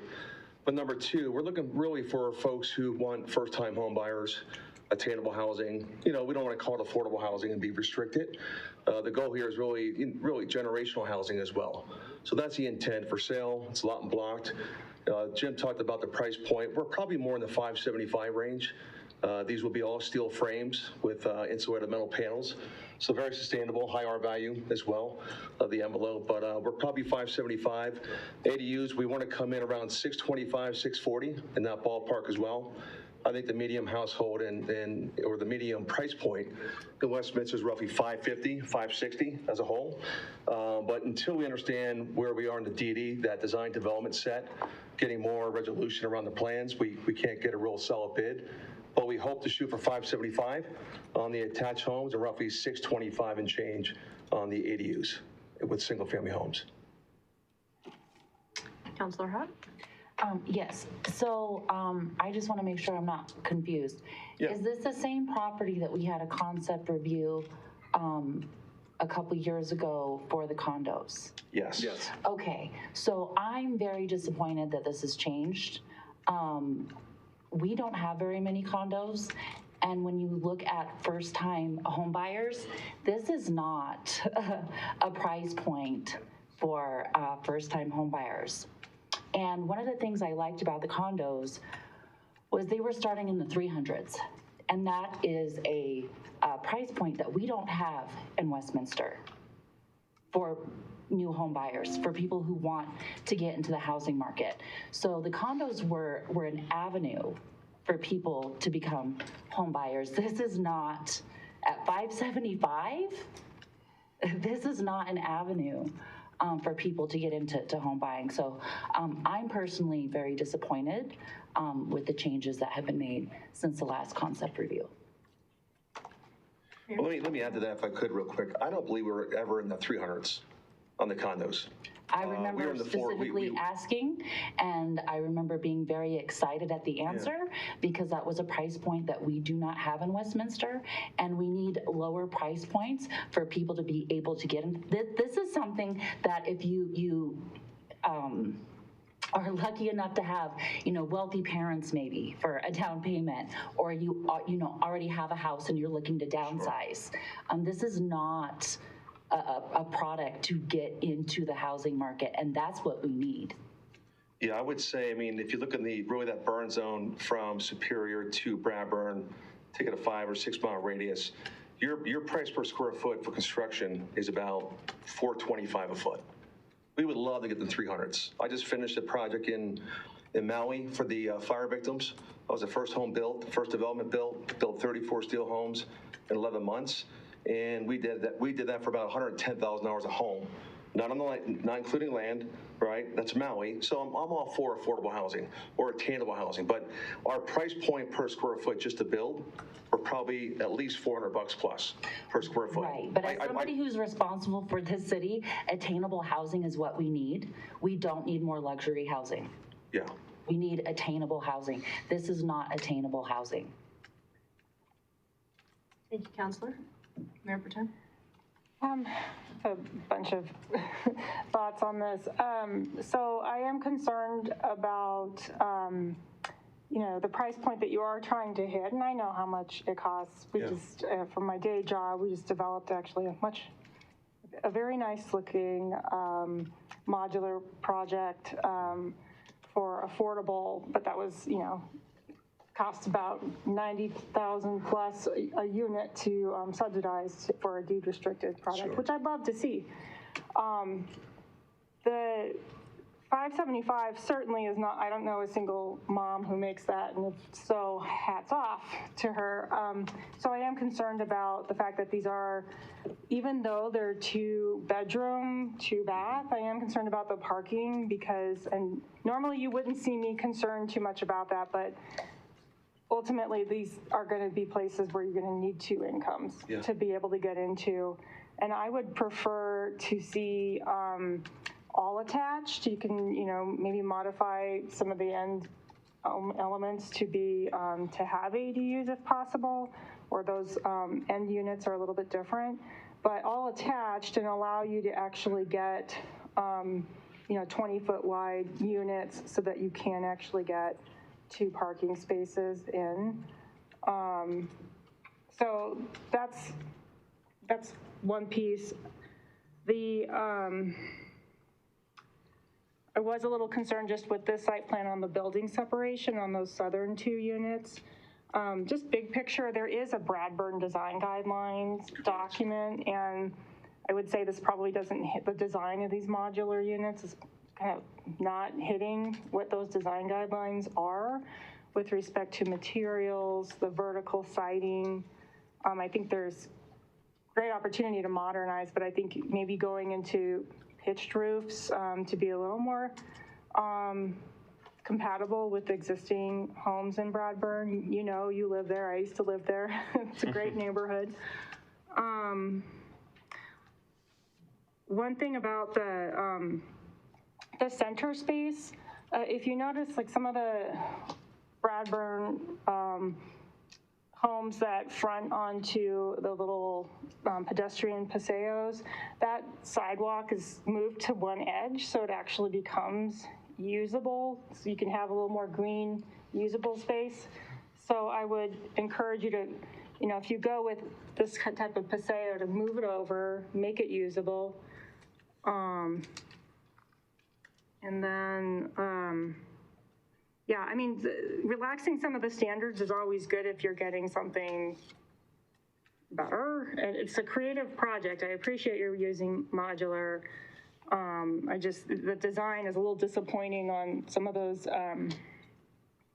facades, especially the garage side. It's not overly compatible with Bradburn. I know that neighborhood really well. Those are my comments. Thank you. Councilor Johnson? Thank you, Madam Mayor. And I'm probably going to start with some questions first, since this is my first time.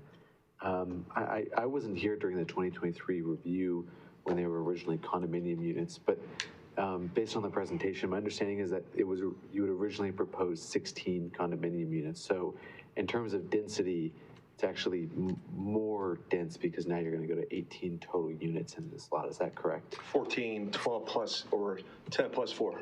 Okay. It's the ADUs that create that overage. That's overage. Right. Okay.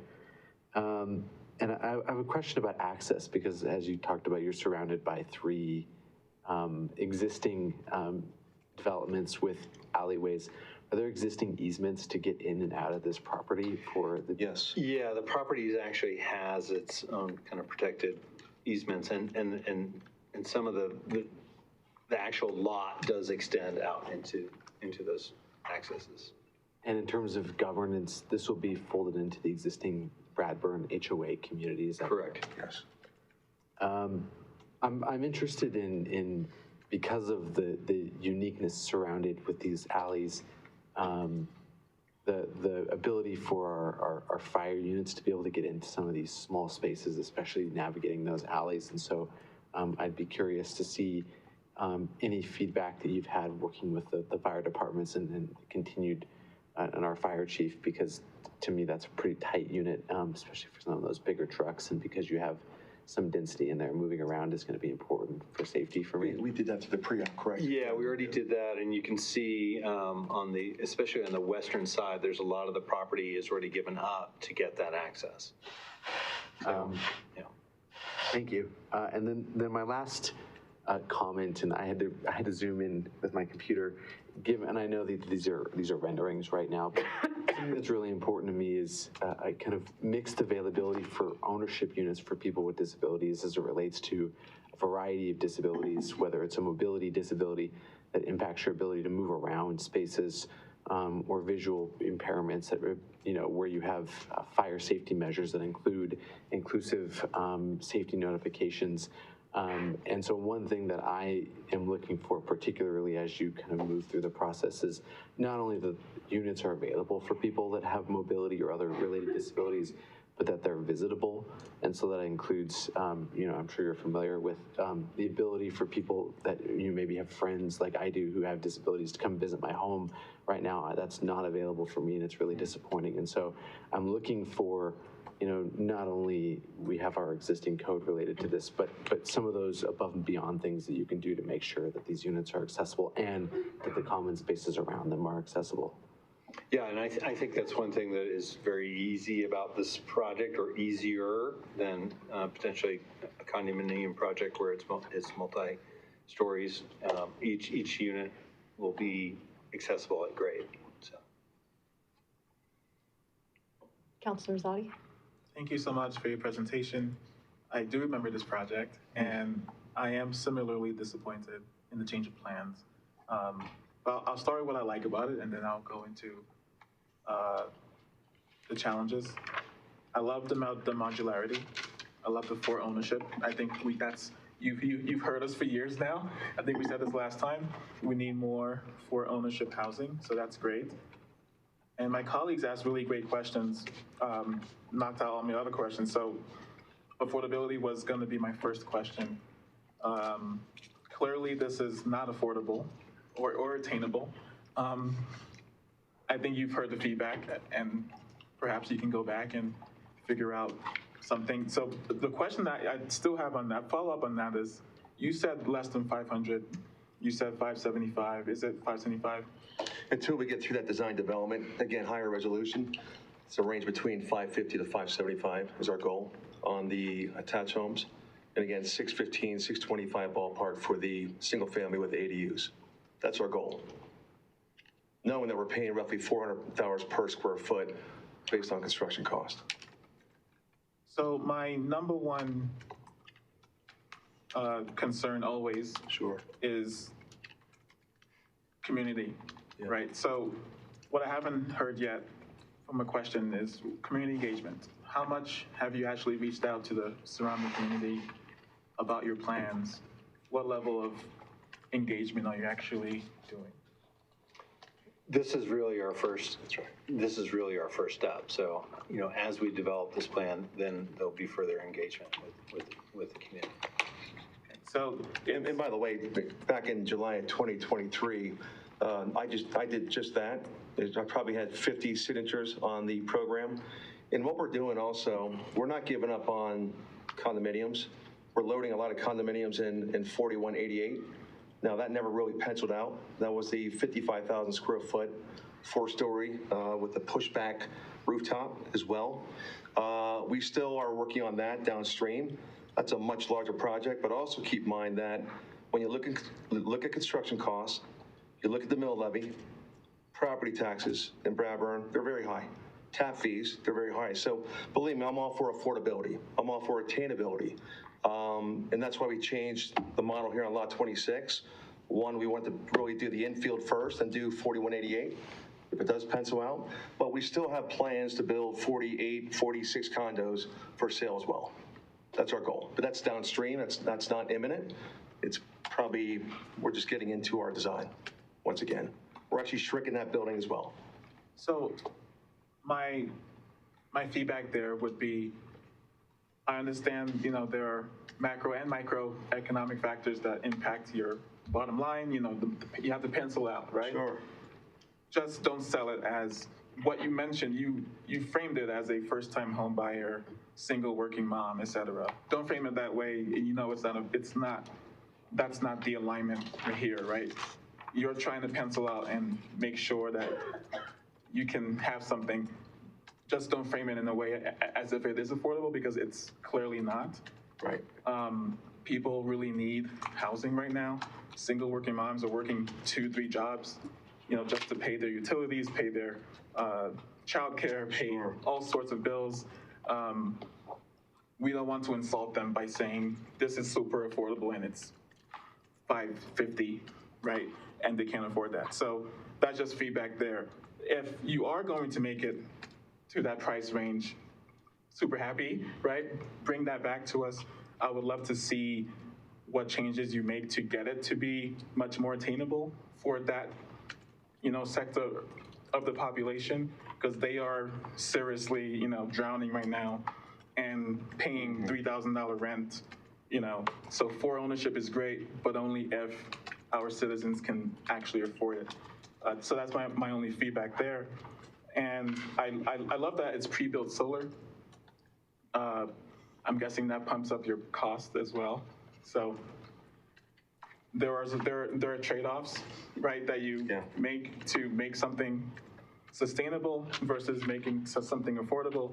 I love the affordability goal. I love the sustainability goal.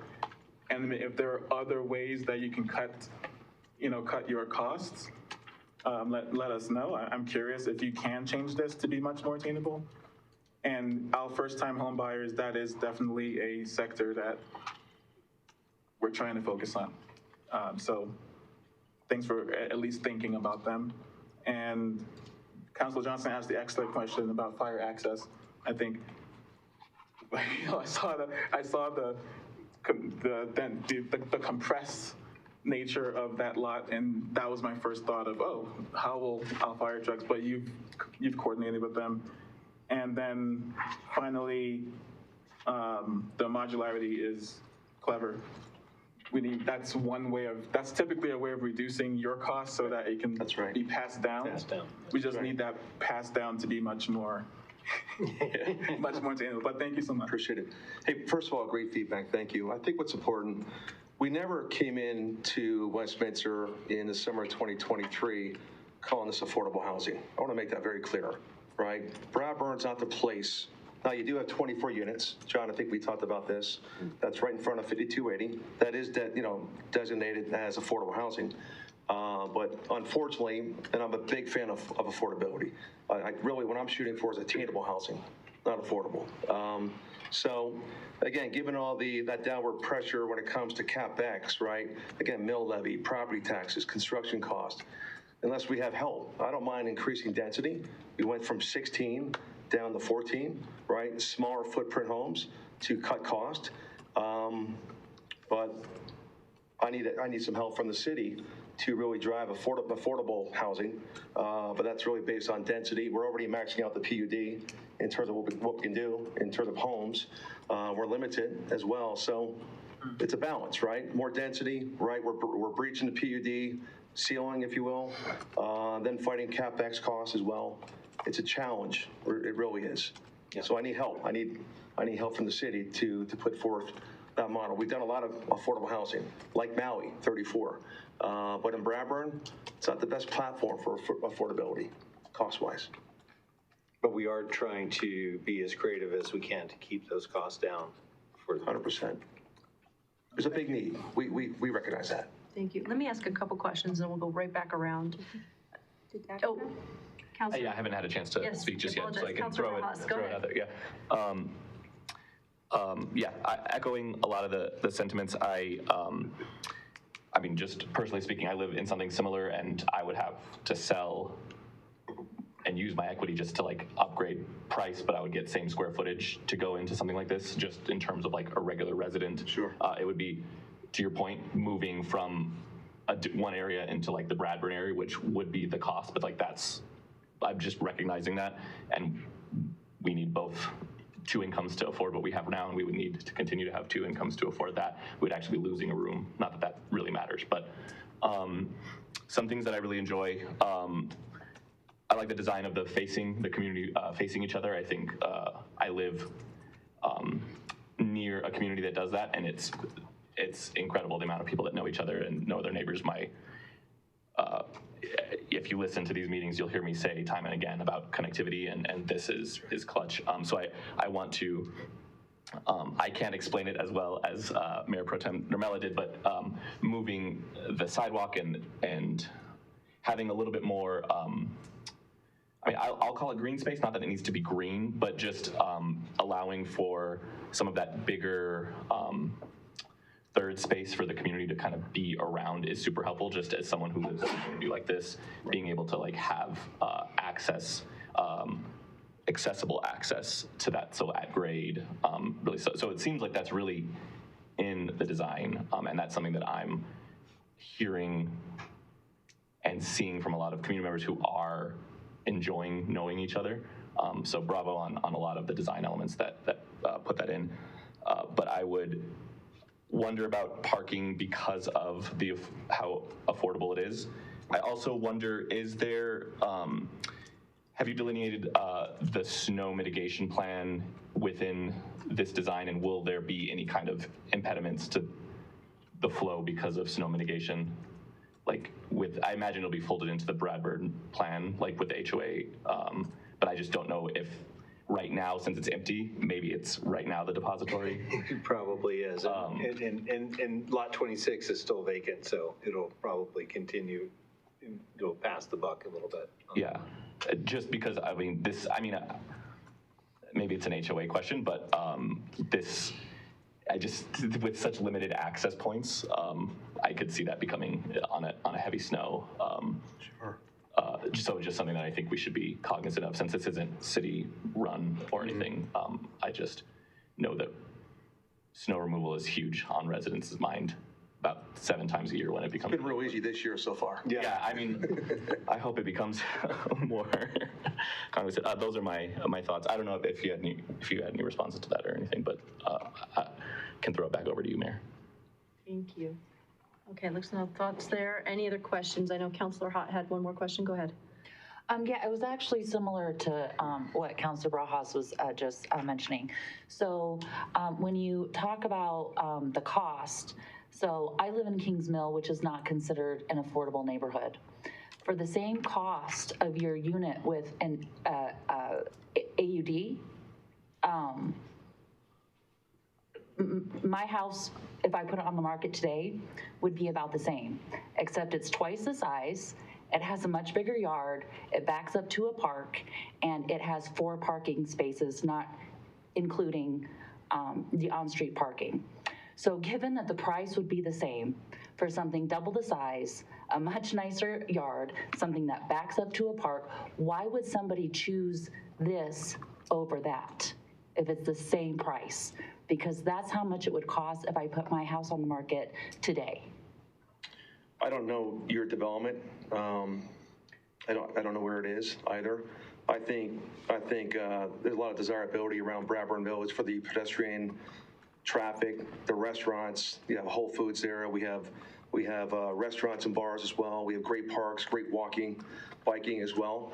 I think people buy Bradburn Village because of the experience, and I call it really a combination of Notch Landing and the Truman Show.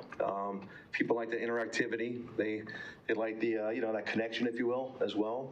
I think you're paying for that lifestyle. That's me talking, right? You have all those things in my neighborhood as well. So Yeah. I just don't understand why someone, given the 2 options with the same price, would choose this. Well, I think If you can have the trails, the connectivity, the restaurants, all of that. If you can have all of that, why would you choose this product over something twice the size? It doesn't make sense. It's a valid point. When was your house built? My house was built in the 70s. Okay, so your price per square foot to build that house is just far lower than it is today. I mean, construction costs are not going down, they're going up. Right, but if we're going to approve something, it needs to be sellable, and I'm not convinced that this is sellable. Sure. Other thoughts? I did have, Go ahead. sorry, I forgot to ask this one. With the open space, or the discussion of meeting our open space requirements, I did notice in the slide that indicated where the common area was going to be, that there were some areas that were rather narrow. And so I was just wondering if we had a minimum width to open space for that to count. We've gotten that far in the analysis yet. Okay. So, yeah. And at the pre-app stage, we're still pretty high level. We did note, or Trevor did note, that we have identified, even at a high level, there are a lot of exceptions that would need to be considered. That may be one of them, but I don't have those numbers with us tonight. Yeah, okay, thank you. Yeah, and you might be talking about the greenery that is in the alleyway, and that's also kind of chasing the water meter that's there, that can't be in a paved area. And there's also, I think that there may have been some greenery in those alleyways before, but there's nothing there Yeah, it was more the linear, like what gets to count versus what doesn't. Yeah, but thank you. Okay, a couple questions I have as well, just for clarification. I share similar concerns as we've heard some of the feedback. This one's for staff. I believe, so this is not zoned for affordable housing, but I understand that there is more affordable housing down the line in this area. Is that correct? Correct. That's correct. So the 2001 Master Official Development Plan, at the time of its approval, the City Council placed a condition on it. And the condition was really very specific, and it was for 25 units of affordable housing. And it even placed a price point of $170,000, which maybe in 2001 that was rational. But we do have a developer that's interested in developing that. We're working with them right now through the pre-application stage, and the council should see a concept plan review probably in the next month or 2 months with regards to that. That will be a case where the property owner would be requesting a change in that requirement to a different affordable housing requirement, but it would be true affordable housing to meet that original mandate from 2001. Right. Okay, thank you. And then as far as this lot goes, I think for all of us, attainability is still a concern, but I understand that it is in Bradburn. I really appreciate the concentration on sustainability, so thank you for that. And then I'm wondering, is that why the roofs are flat? Because can the pitched roofs that are already in the aesthetics, that fit the aesthetics of Bradburn Village, can those support solar? They can support solar, but it's harder to put, say, mechanical on there, and we all have split systems and other things like that take up ground space and then need to be further screened. And there's, as I said, there are other flat roof, multi-story structures around here as well. Okay. So we don't feel like that's as big of a stretch. Yeah, one more thing to add, if I could, Jim.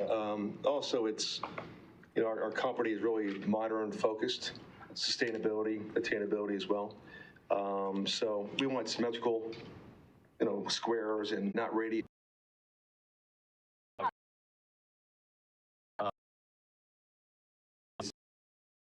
Analysis to know if solar would be efficient enough for like we build all this out, we do solar ready, and then once everything's all done, we see how the sun interacts with the angles there, and it's like, oh, this is like only 30% efficient for what we needed, and it turns out like, I don't know if it's possible.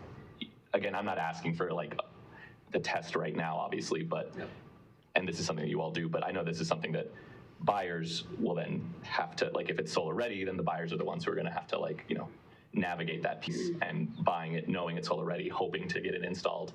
And then once a year or two later after buy, they do the work, and then no company wants to really do it because it's not really worth it. Or so I don't know if I'm not a developer, so I don't know if it's possible to do this.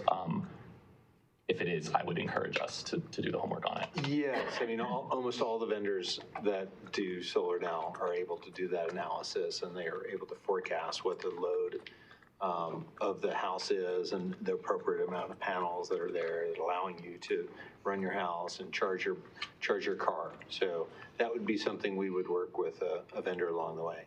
Okay. And there's nothing unique about this lot that would prohibit it from being shaded or anything like that. Also, the flat roofs also, again, allow us to get equitable exposure for each one of those units, and without shading the other units. Great. Yeah, I mean, I did see the shadows, and so that was what caused my concern. But yeah, I mean, obviously you're thinking about it. I just want to, from a buyer perspective.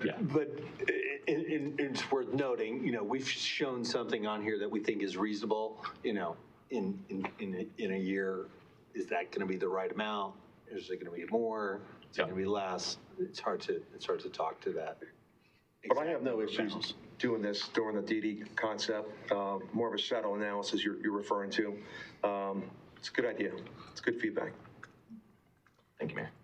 Okay, as stated at the outset of this concept plan review, counselor comments are gratuitous and do not bind or obligate the applicant, city staff, the planning commission, or city council to any course of action or future decision.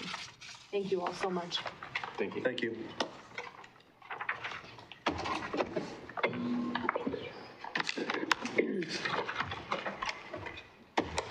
City manager, do we have a presentation on the legislative policy statement? Yes, Mayor, thank you. Let's have our staff come in here just a moment.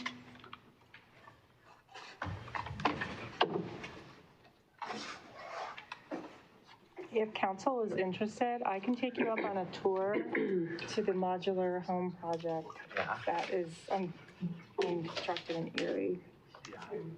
Done. Oh, in Erie. Okay. It's affordable. Okay. Mayor Pro Tem, would you like staff's help to help set that up? Sure. We can canvass council for some dates that work for you and your team. Yeah. Yep. Okay. Thank you. Thank you. Try to find a picture of it. That's helpful. I mean, I'm really trying to figure out how this all works. And It's the parking. And the ones that we have in 2 spaces. That much money. yeah, it's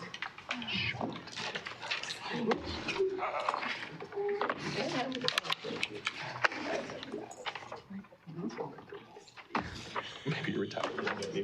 That's how you can afford it. But it's 2 stories. You're retired, you don't want 2 stories. Thank you. Welcome. Thank you. Thank you, Mayor.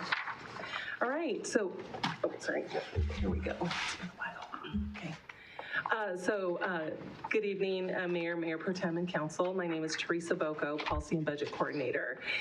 Thank you for your time this evening. I'm a part of the staff team that handles the city's legislative program, both state and federal, in addition to the Policy and Budget Manager, Erin Ferreter, who is behind me, my Policy and Budget colleagues, James Van Breggen and Mandy Lemick, as well as our lobbyist team of Amy Atwood, our state lobbyist, and Mara Sheldon and Jack O'Shea of Squire Patton Boggs, who lead the federal lobbying efforts. This evening, staff would like to receive feedback on 2 items related to the city's legislative program. The first item is the weekly legislative call, and then the second item is to receive feedback on the proposed revisions to the city's 2026 legislative policy statement.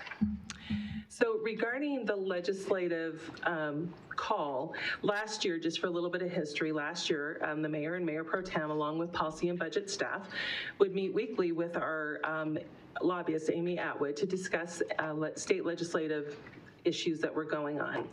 This was time just to brief the mayor and mayor pro tem and keep them apprised of that, of what was going on in the session. So Mayor, I would just turn to you if you're comfortable with that again, with that approach.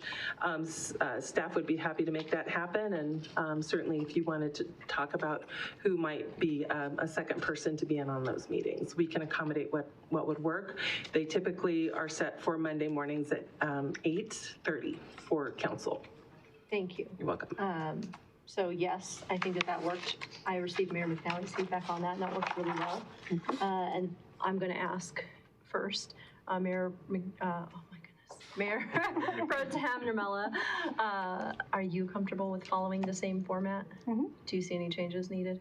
No, I can. Okay. Yeah, it's a good time. Okay, thank you. Yes. Appreciate your feedback on that. So we'll have that get set up on your calendars. And Madam Mayor, I would love to participate as well. Thank you, Councilor Johnson. I believe, staff, correct me if I'm wrong, the issue with that is that would set a quorum of 3 councilors, but I will wait for our city attorney. I think, yeah, that is true.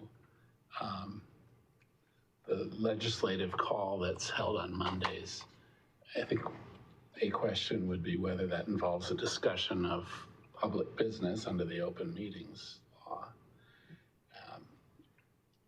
So I'm happy to, discuss it further with you, Ms. Bucco. Okay.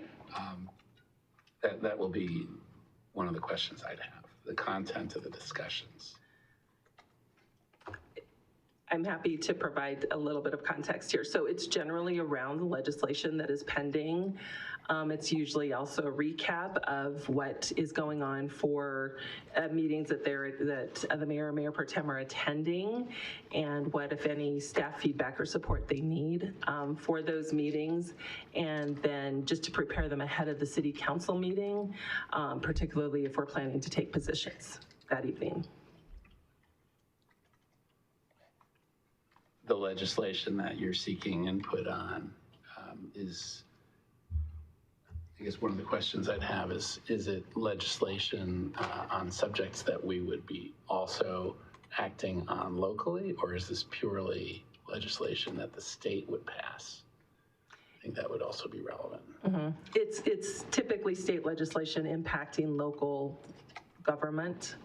So there's that, that's typically what we're providing feedback on, is using the legislative policy statement to say, this is legislation that supports these principles, or this is legislation that is in opposition to these principles.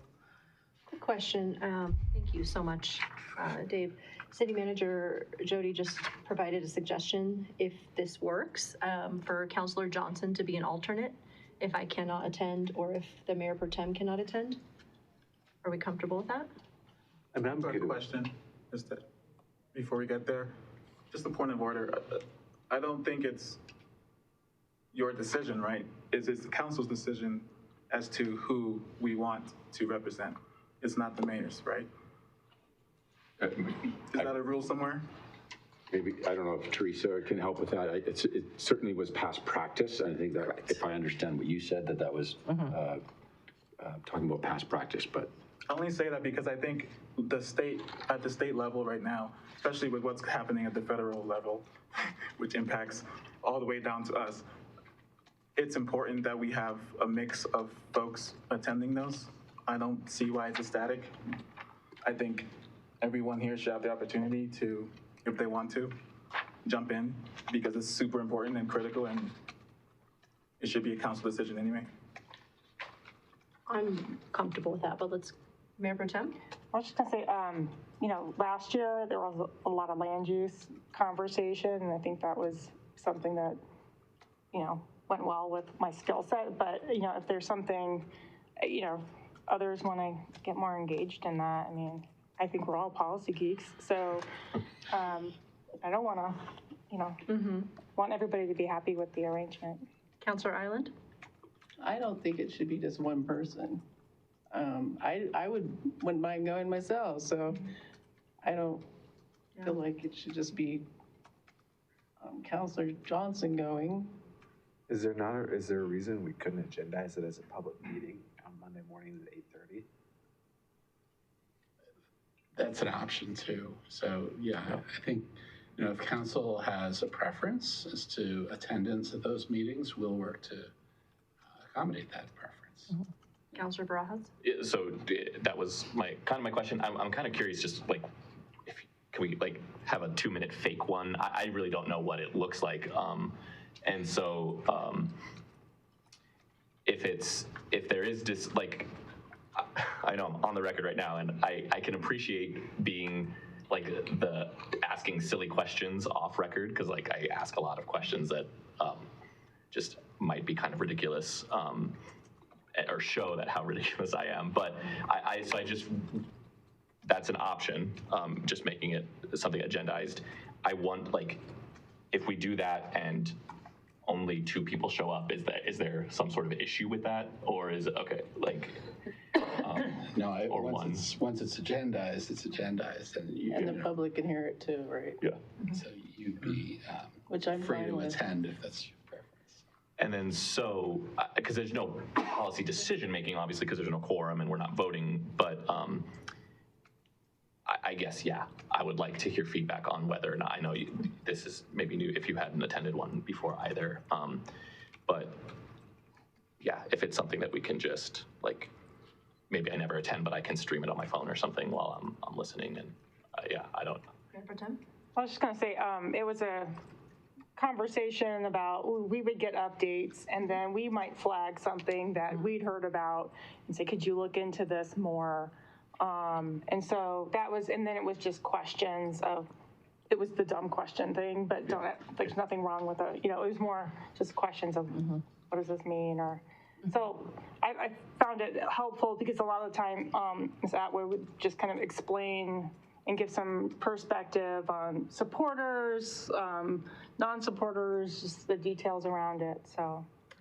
And I'm sorry. Sorry, I think that's a good reason why it's important to have a mix of flow, because there's a lot of blind spots that if you have the two static folks that they may not see, and we all have different talents. And Councilor Island just said a really good point that it would also be that the public would have an opportunity to hear this, which is always a priority of mine. I think, Sorry, and just one last follow-up, just as we talk about this, this is a question for staff. Would there be some sort of cost, like financial cost to agendizing? Like, I know that there may be formalities and agendas and stuff, so I would wonder, city manager and staff, if there would be a cost to agendizing it, because I know that I would want to weigh whether that's a superfluous cost or not. I think this is noble and valid, but I also don't want to just start spending money as well. So that would be a question I would have. There would be time involved in preparing those as we would with any agenda memo. I don't see any other identifiable costs other than changing the process of how we do that by agendizing it. We would, I think it sounds like we would live stream it. Is that right? So we could. Yeah, we'd have to set that up. Okay, Councilor Hott? Yeah, I would actually love that because I'm not able to attend anything that happens during work. I mean, I'm a teacher. I can't just say to 25 students, I'm gonna leave for an hour. So, but the nice thing about it being streamed is I can go back and look at it after the fact. And despite whether I'm able to attend something like that or not, I think anybody who wants to attend it should be allowed to attend it. I think we have a direction. Are we all comfortable with that? I'll just stop real quick. Are we all comfortable with agendizing this, making it a live stream? Okay, Councilor Johnson?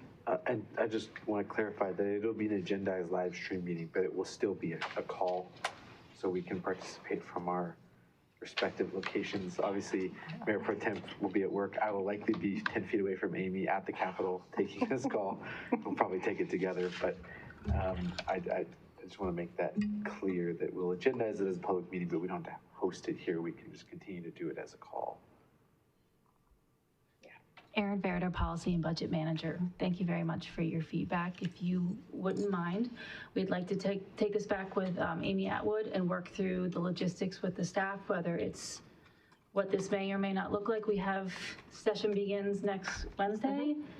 Following Monday, when we would typically have this, is Martin Luther King Jr. holiday. So we'd have about 3 weeks to kind of put this together. So if you'd be comfortable, let us take it back and figure out if there are any costs involved, what that may or may not be, what the time would be, and go from there if you're comfortable. Thank you. Thank you. Thank you. Thank you. Thank you. So with that piece in motion, what we can move to next is the legislative policy statement itself. What you have in front of you is a draft of the legislative policy statement, and what is contained therein are highlighted portions. This evening, we want to focus on those pieces for which we have received council feedback. That is in yellow highlight, and in parentheses, you'll see which counselor has proposed that. With that in mind, what we'd like to do is kind of go by section and just let you all look through any proposals that are in there from your colleagues. And if there's not any concerns, then we can move on to the next section, but certainly open it up to any conversation just to keep the flow of the conversation going. So we can start on page 4. And in the economic development section, Councilor Johnson has a proposal there. And it is to supports and advocates for legislation that promotes an Americans with Disabilities Act ADA accessible community, including accessible businesses. Oh, Councilor Island? I would just like to know what is the end game for this? Because we have national laws for it. What does at the state level do? What is the vacuum that we don't have? Councilor Johnson? Thank you, Madam Mayor, and thank you for the question, Councilor Ireland. The state does a variety of things, but one of the great things it does is it provides oftentimes financial resources to both government entities, businesses, private individuals to develop or redevelop or create plans. That includes inclusive hiring, right? So hiring people with disabilities. We have DVR services.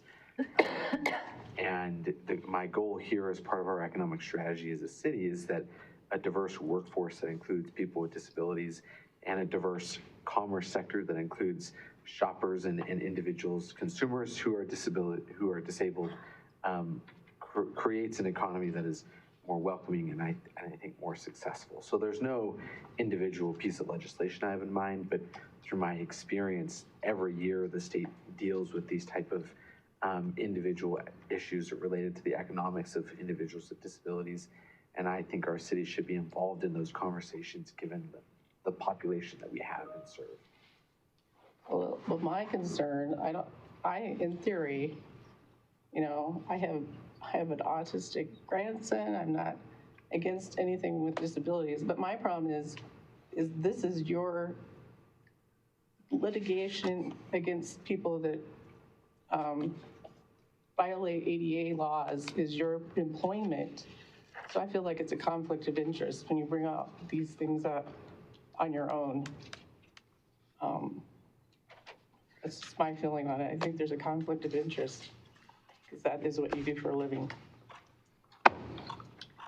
Councilor Barajas? I mean, I could echo the same proposal, and so if that helps with conflict of interest, I would also echo, or I would also,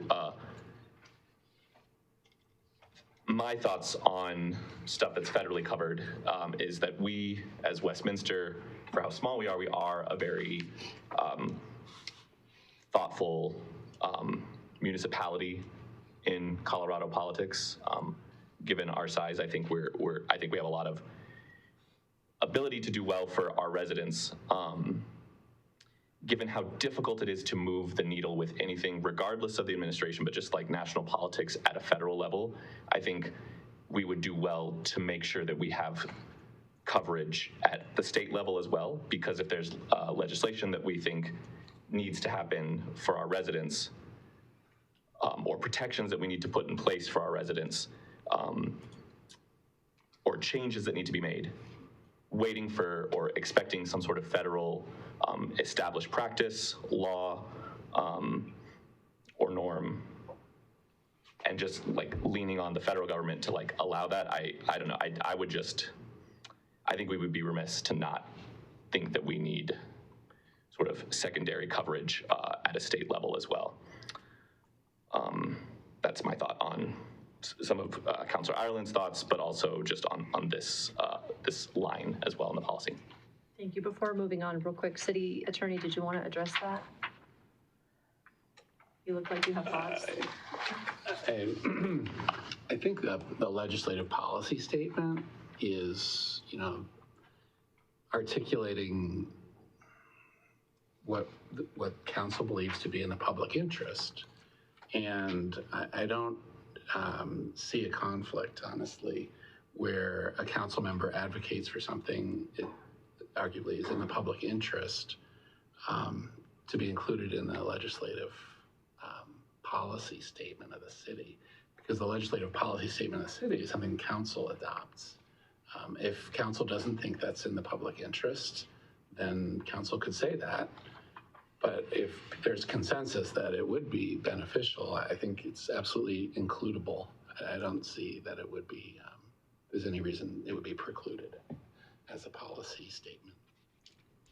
Thank you. All right, we'll take a few more thoughts and then a poll. Councilor Hawk? Yeah, I was just going to say, we vote on this as a council, and I don't think that it's fair to say that because of somebody's work that they are not allowed to bring something forward that the rest of us vote on. You know, one of the things that makes Mayor Pro Tem so valuable is her day job is in development. And that would mean that she could never say anything or vote on anything that had to do with development because of her job. So we bring our experiences to the table. That's why it's so important to have diverse voices, and I think it's really unfair to tell one counselor that they're not able to bring things forward to council because of what their job is. Councilor Azadi? I was just going to add that, to everyone's point, but on top of that, however you look at this, it's actually a good thing, because take it from a community interest standpoint, it is serving as someone with thousands of people who support him, who I've spoken to, who I've interacted with. A lot of them have disabilities. And this is super important, what Councilor Johnson is saying. So however you want to look at it, it's in the public interest. Ms. Teresa, so how do we want to go ahead? Just do a poll on each line item as we go? Are we comfortable with that? We are, yeah, if you would like to do that. And we were going to go through by section as well, so people just generally don't have any concerns. We could also move through that way as well. So perfect. I'll defer to you, Mayor. Thank you. Okay, so we'll do a quick poll on this line item here. Councilor Azadi? Yes. Yes. Yes. I'm fine with it. You explained it. Yes. Okay, I think you have something. Thank you. Thank you so much. Thank you. Okay, then moving on to page 6, under land use and development and revitalization, there's a proposed addition by Councilor Johnson, supports legislation that promotes ADA accessible housing. Just a point of order. What is I know we're looking at the highlighted sections. What are the underlined red lines? Good question.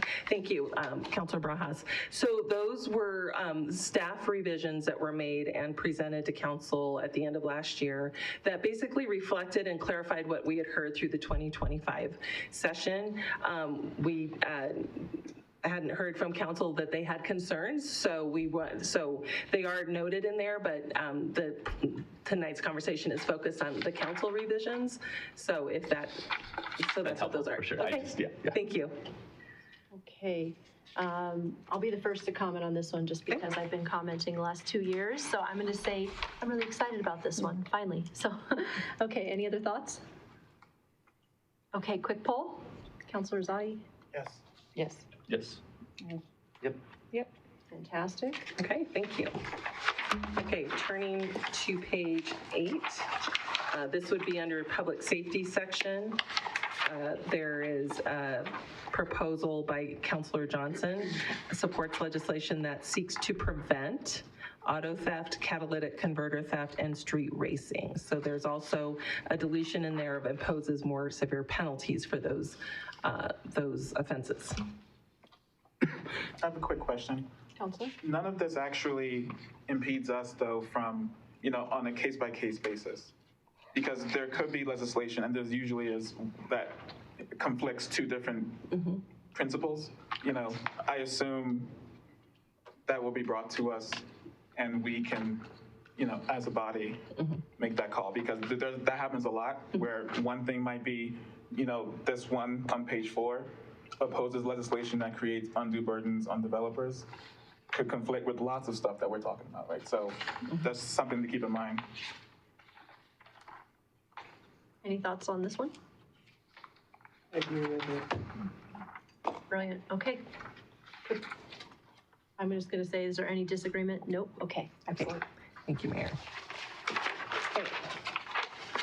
Moving on to page 9, still under the section of public safety, there's an addition by Councilor Johnson, opposes legislation that minimizes the accountability of possession of illicit drugs such as fentanyl and opioids, support an integrated approach that combines enforcement with treatment and diversion programs to address substance abuse more effectively. Councilor? Yes, I have an issue with this one. I think that it targets people with the least. I think that instead of wanting to make things harder for folks, we need to look at why. Like, what are the root causes? Is poverty the cause? Is abuse at home the cause? Is housing instability the cause? And when we look at these sort of laws, they are disproportionately impact people who are in poverty, because generally people who are middle class and higher class, they don't they're not the ones that end up suffering with this kind of legislation. And so I did a little bit of research. Portugal is the most cited model when it comes to lowering crime when it comes to drugs, overdose use overall, and they're not, they have, medical professionals, social workers, legal experts. They offer voluntary treatment and counseling, and the social services that are the issue and the cause, like housing and employment help. There's no criminal records, no prison for possession or personal use. I think who we need to be targeting are the people who are distributing. I think those people need to be targeted, but I don't think that individual users should be targeted because it disproportionately impacts people who have the least. Counselor, do you have a suggested rewrite? I think we just should not have it. I have a question. Is your suggestion the red or the whole thing? No, just the red. Just the red. Yeah, my suggestion is just the red. Mine's in addition to the. Okay. So you're saying to take out the first sentence? Well, Yeah, I don't like the opposes legislation that minimizes the accountability of possession, because possession is not the issue. It is distribution that is the issue, and it disproportionately impacts people who have the least. And so I actually, now that I understand this, I appreciate what you added. So thank you. But yeah, I don't think that should be in there at all. Thank you. Counselor Barajas? Yeah,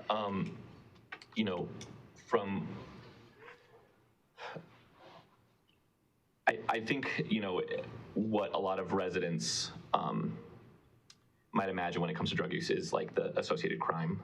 And to Counselor Hott's note, as if legislation comes down that hammers users who often don't have a lot, who are probably committing petty crimes to afford, I mean, I shouldn't say probably, I have no data to back that up, but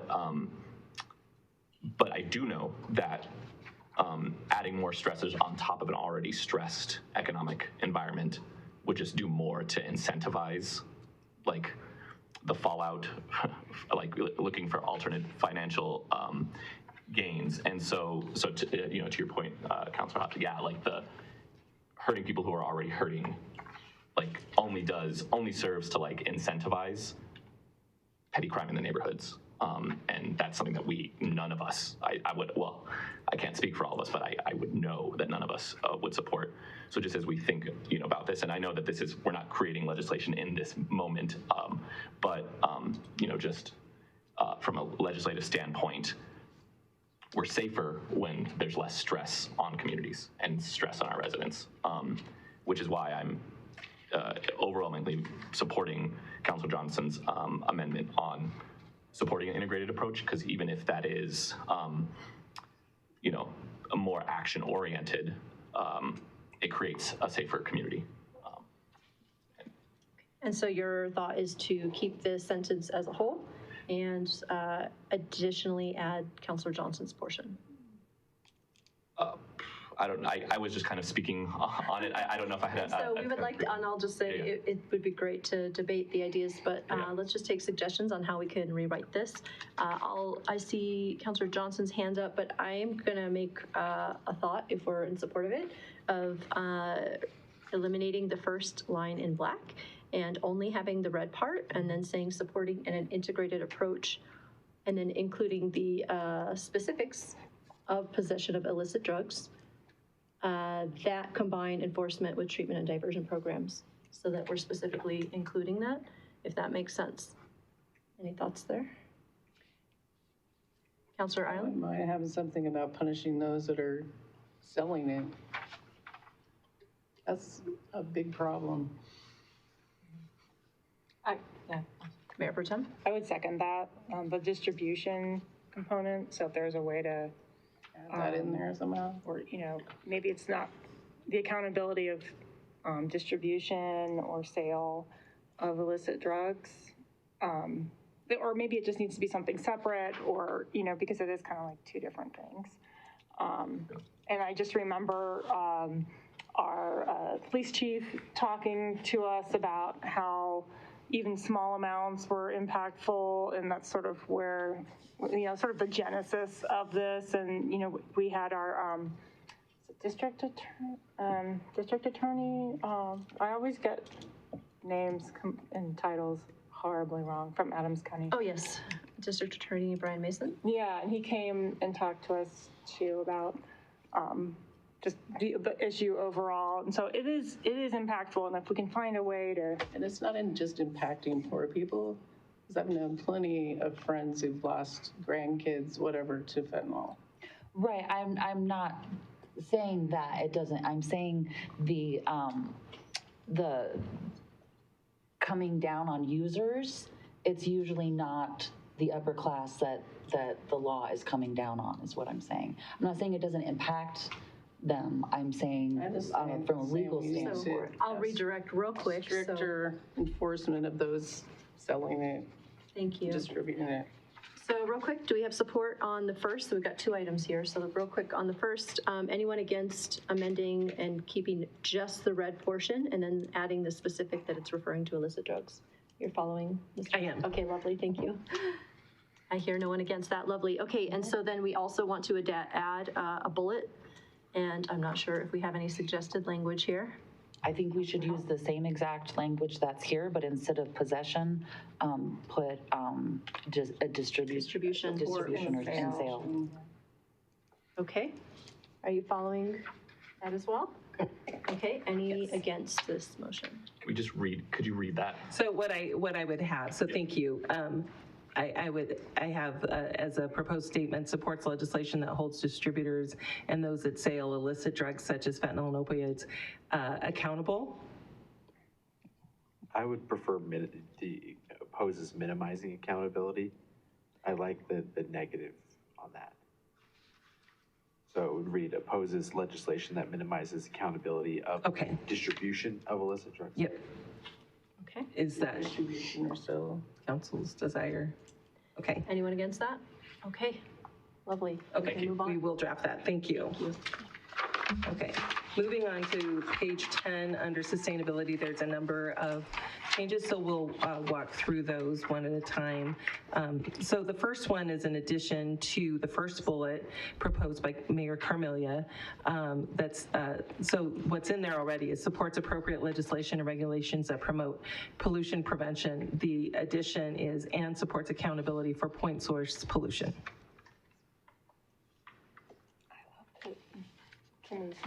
Construction vehicles and. Can you give us a background example of what you're? Sure. So point source pollution is accountability. Usually, we're talking businesses or corporations for when you can trace a number of pollution, let's say air, to one facility.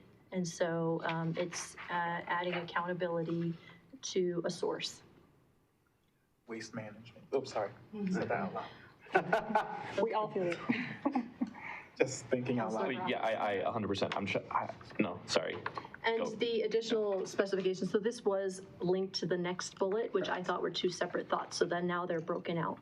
They sound great to me. We're okay on both of those. Thank you. And then the third bullet proposed by Mayor Carmelia is new, supports appropriate legislation and regulations that reduce noise and light pollution. Sounds great to me. Thank Can I you. just, Mayor Pro Tem. just for a lot of communities, that's something that we would focus on, like, you know, standards for lighting, you know, cut off fixtures and the like, and then having a noise ordinance. And so just in terms of having local control over those types of decisions, I don't know, that might be something I prefer we do versus the state tell us how to do it. I agree. Councilor Barajas? And this is maybe to the point in some of the thoughts that I had, but is there a way to amend this so that it's like support the state supporting municipalities in doing this work, right? So I think like if there's grants available, if there's, you know, I'm not a policy advocate at the state level, so I'm not sure what that work looks like. But yeah, something that incentivizes us to be able to, like, particularly if we can grab state funds to be able to do some of this municipal work, that I think you're right.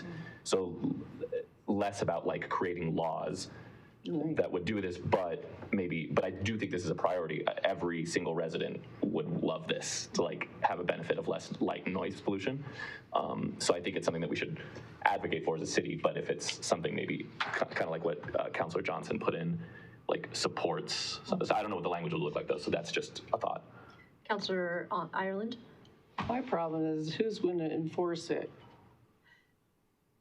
Well, and I'll respond briefly, is my thought was around incentives and Because we're already dollars. spending a lot for police, and code, and I don't know who's going to enforce this. It just opens a whole can of worms for me. And so this will go back to our municipal ordinance. We can debate that there. This is really just Well, I'm not for the state telling us that we have to do it then. All right, so my mind was around incentivizing, so you're right, so we can add that language. Councilor Johnson?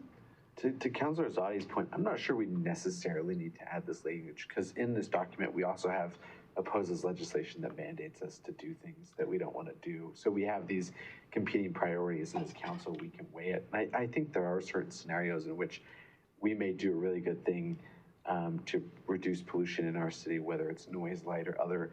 Our neighbors maybe aren't so generous, and that pollution obviously impacts us, and it's the state coming in and telling our neighbors what to do maybe is not such a bad thing in certain instances. And so, again, as a council, when legislation comes to us, we have it does not bind us to any decision to support or oppose legislation, and I think we have that backstop of opposing legislation that you know, the state tells us things that are not, you know, fiscally responsible or stretch our resources too thin. So I don't, because then we'd maybe have to go through all of these and add that caveat to every single one of them. Every single right? thing. Because I think every single one of them, legislation that limits liability, right? Well, we don't want to be told what to do with our waste, things like that. Mayor Pro Tem Nermella? Two things. One, you know, if we go forward and do some type of noise and or light pollution ordinances, you know, enforcement would really be usually more complaint-based, but it gives recourse for somebody to say, oh, they're killing me at midnight with their jackhammering or something, and then we would have police go out, but it would just be response-based. And the other thing is, maybe this is something, because we know it's of concern, that it could be something as part of the strategic plan effort that we highlight for ourselves.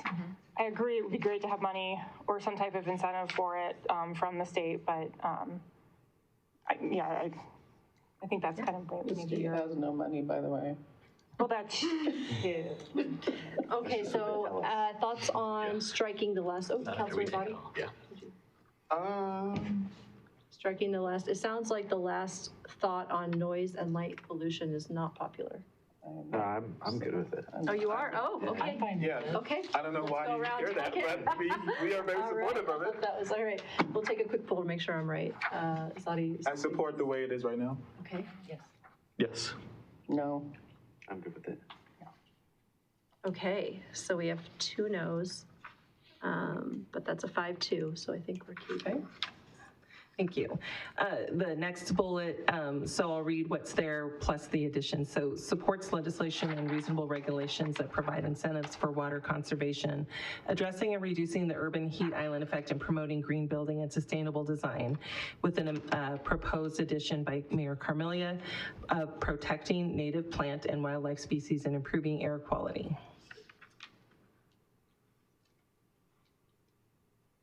Good, I like it. I'd like to know about this, because there are places in our country where if a certain plant is growing in a field and a developer wants to develop, they're not allowed to because it's protected. Is this what we're trying to go for? Because it's just going to make building more expensive. That's even true of the spotted owl or whatever they find on a property you can't build. But if we go to plants, it even makes it more difficult. Thoughts, Councilor Bras? I don't know what Colorado law is on native protections. I know that in multiple other examples of native wildlife protection, it often comes from public lands.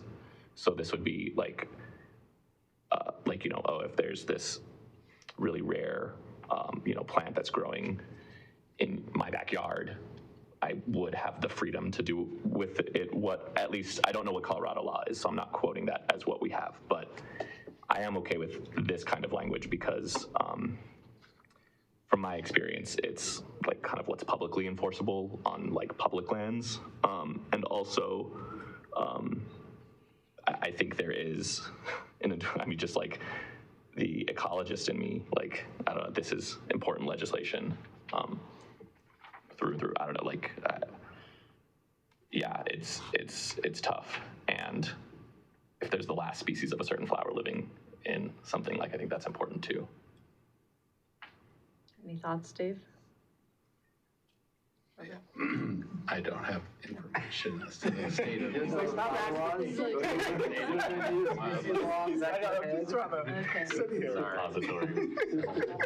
Pro Tem Namella. Well, if you're protecting these types of species, I mean, typically you would have for a development some type of biological resources analysis that might highlight if there's endangered species on your property, whether it's the burrowing owl or the one rare pink flower of America. And so you'd have to mitigate for that. So, I mean, there are some protections that are for protected, plants and animals. I'm not opposed to this. I don't, for me, I'm more about the air quality component. I feel like a lot of this is protected, but, if it helps us, create a, do a project like our, oh my gosh, I'm forgetting a huge project name of what we're doing over by City Park with the creek. Dry Creek Restoration. Dry Creek Restoration. It was like Big Dry, Little Dry. So that would be great, and if it's something like that, we need that. Yeah. So we cleared off a bunch of native stuff too, so we would be allowed to clear that like we did? I think we should evaluate was it Councilor Zadi who made the point of we'll have to look at these as they come. And decide whether we like it or not. Do we want the state to tell us?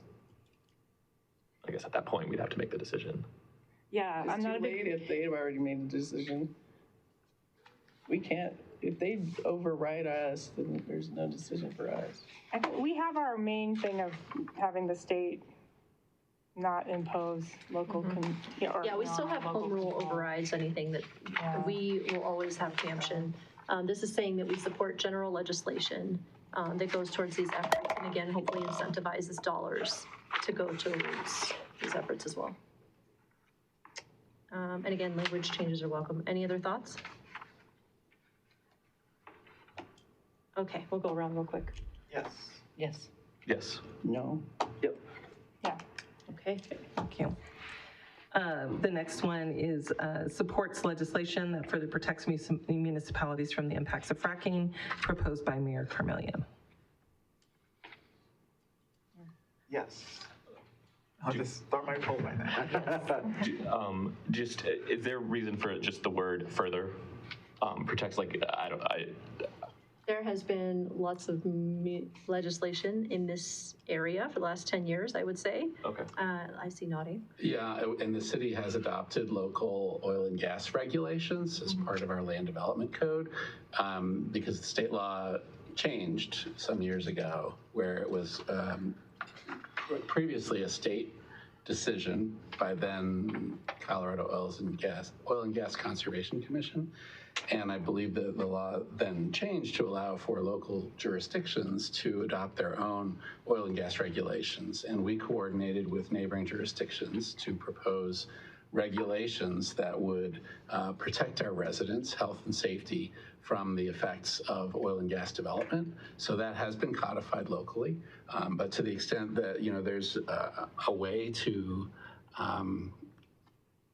further protect public health statewide, I mean, that might be a separate piece of legislation that could be proposed. Mayor Pro Tem. I work in a community that is subject to a lot of oil and gas extraction, and the air quality around those areas is really bad, and it actually is one of our biggest contributors just regionally. So I'd totally be a fan of this. I would just ask, instead of just limiting it to the word fracking, if it's just oil and gas extraction, or, you know, maybe you could find the right terminology so it's, I don't know what else. More there is, but encompassing. Yeah. Okay. Okay. Any objections? Councilor Ireland? I object because oil is a big part of the economy of the Colorado. And without it, our economy would be a lot worse than it is. I don't like fracking in municipalities, but out in the open somewhere in oil and gas, we have some of the lowest gas prices in the country, and that's saving our people somewhat from all the other taxes that are being paid. So I'm a no on that. Thank you. And then the last one in this section is opposes legislation or standards that weaken current water quality standards or regulations proposed by Mayor Carmelia. Yes. Okay. Is the word current necessary? I duplicated the language from the above that was around air, and I didn't understand why water was missing. I'm just saying current is very specific. That assumes we have good water quality standards right now. But I'm good with this. I'm just saying, I don't know if it's necessary to limit it to current only. I think it's because it opposes something that would, like if it would support better standards, but this does oppose is something that would weaken current standards. Oh, yeah, okay. Because we're opposing rather than supporting. Yeah, yeah. That makes sense. I thought about that too.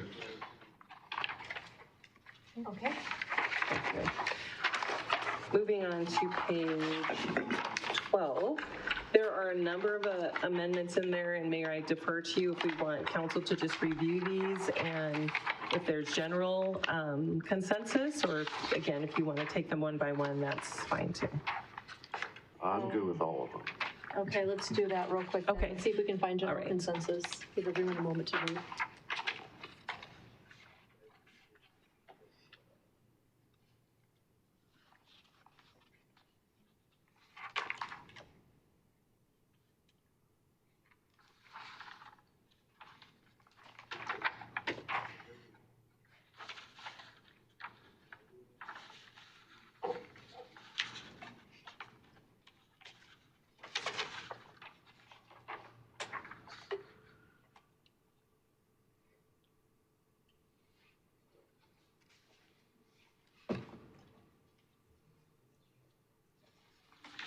I did have a question for you, Mayor Cornelia. Councilor? This supports intercity mobility.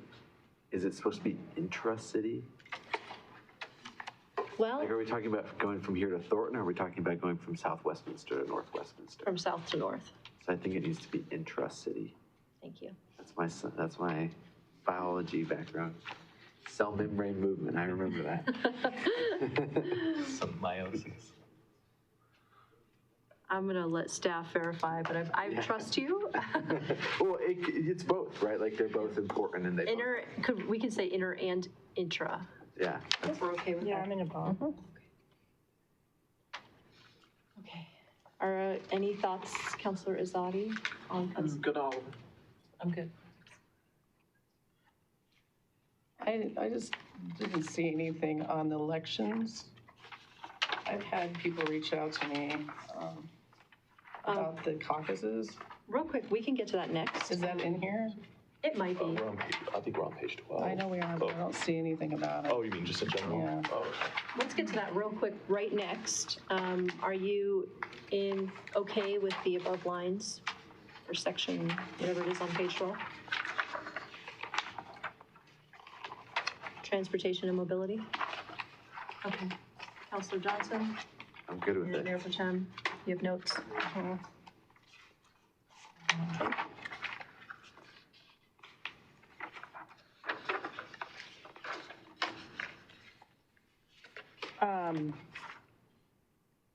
Well, on the second, so good with the first one. On the second one, we just need to add an and before promotes walkability in Westminster. The third bullet, when we talk about inner city mobility, I mean, I was trying to find quickly if we had something else that alluded to last mile. And if not, maybe we add it in there. Because that's kind of also the issue, right? Wanting to get to transit as well. And we may just want to be a little bit narrower on the fourth bullet and focusing in on micro transit versus pedestrian access, because like pedestrian and bike, or sometimes pedestrian improvements, those sometimes get funded a little bit differently. I don't know. I mean, it's just. Are you saying to not opposed to it, them out? Well, I feel like we must have some type of ped and bike improvement support in here already, but if we don't, then we should. Because we have new revenue streams for multimodal and micro-mobility transportation needs, which may be, so that first bullet in here may be a little bit repetitive to the fourth bullet.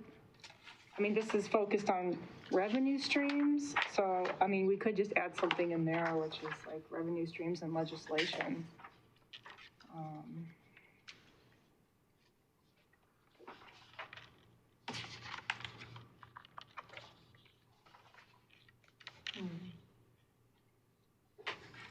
This was really focusing as well on the VIA shuttle and continuing that effort. And so if we think that the first bullet includes that.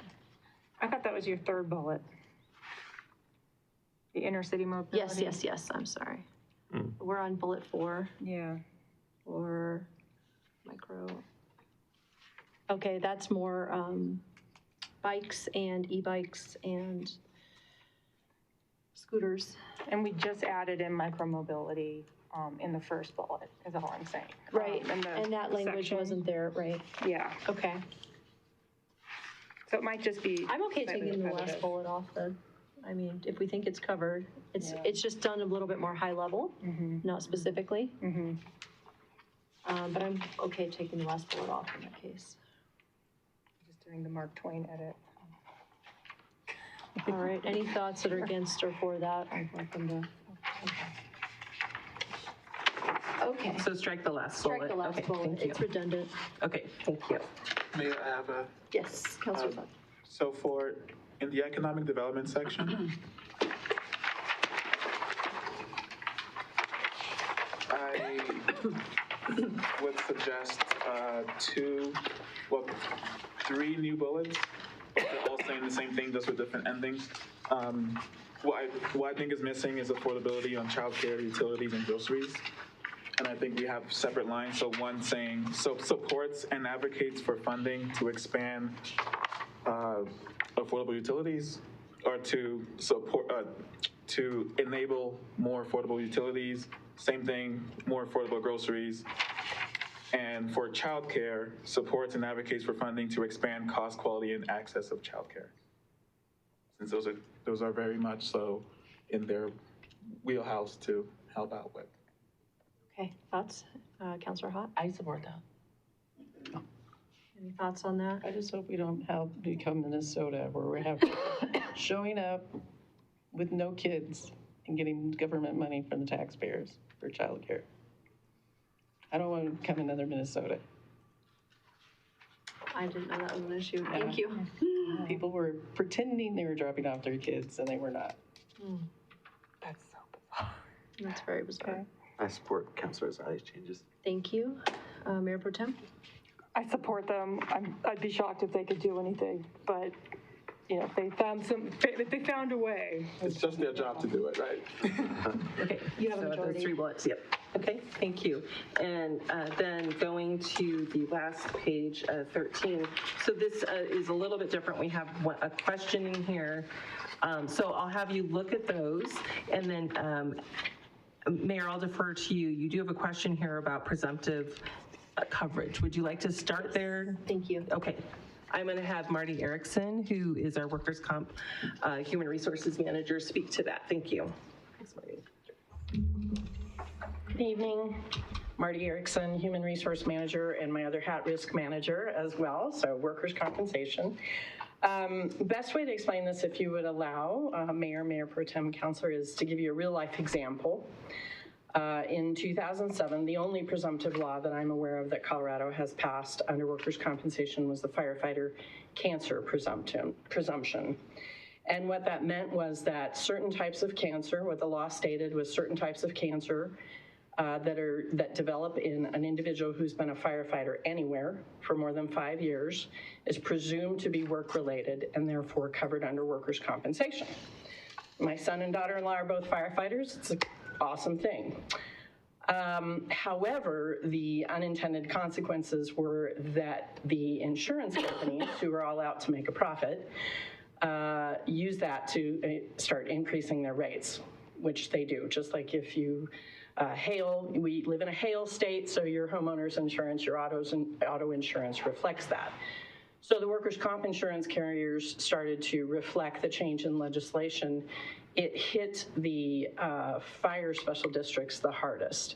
We have a diversified workforce, so it didn't hit us as hard, but the special district fire districts started seeing astronomical increases in their claims, increases in their insurance rates, to the point where they went back to the legislation and said, you've got to help, you've got to do something to help us.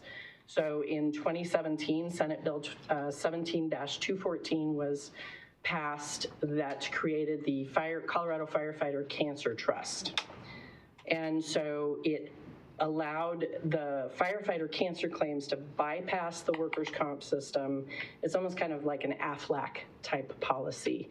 And in addition, the state determined that they would set funds aside, and through DOLA, employers of firefighters in Colorado who chose to go on the firefighter cancer trust could be reimbursed for the per firefighter premium that they paid the trust to pay these benefits to the firefighters. So it was a win-win for everyone. But the items that you see there, both your question on what presumptive law is, it basically means you don't have to prove causation.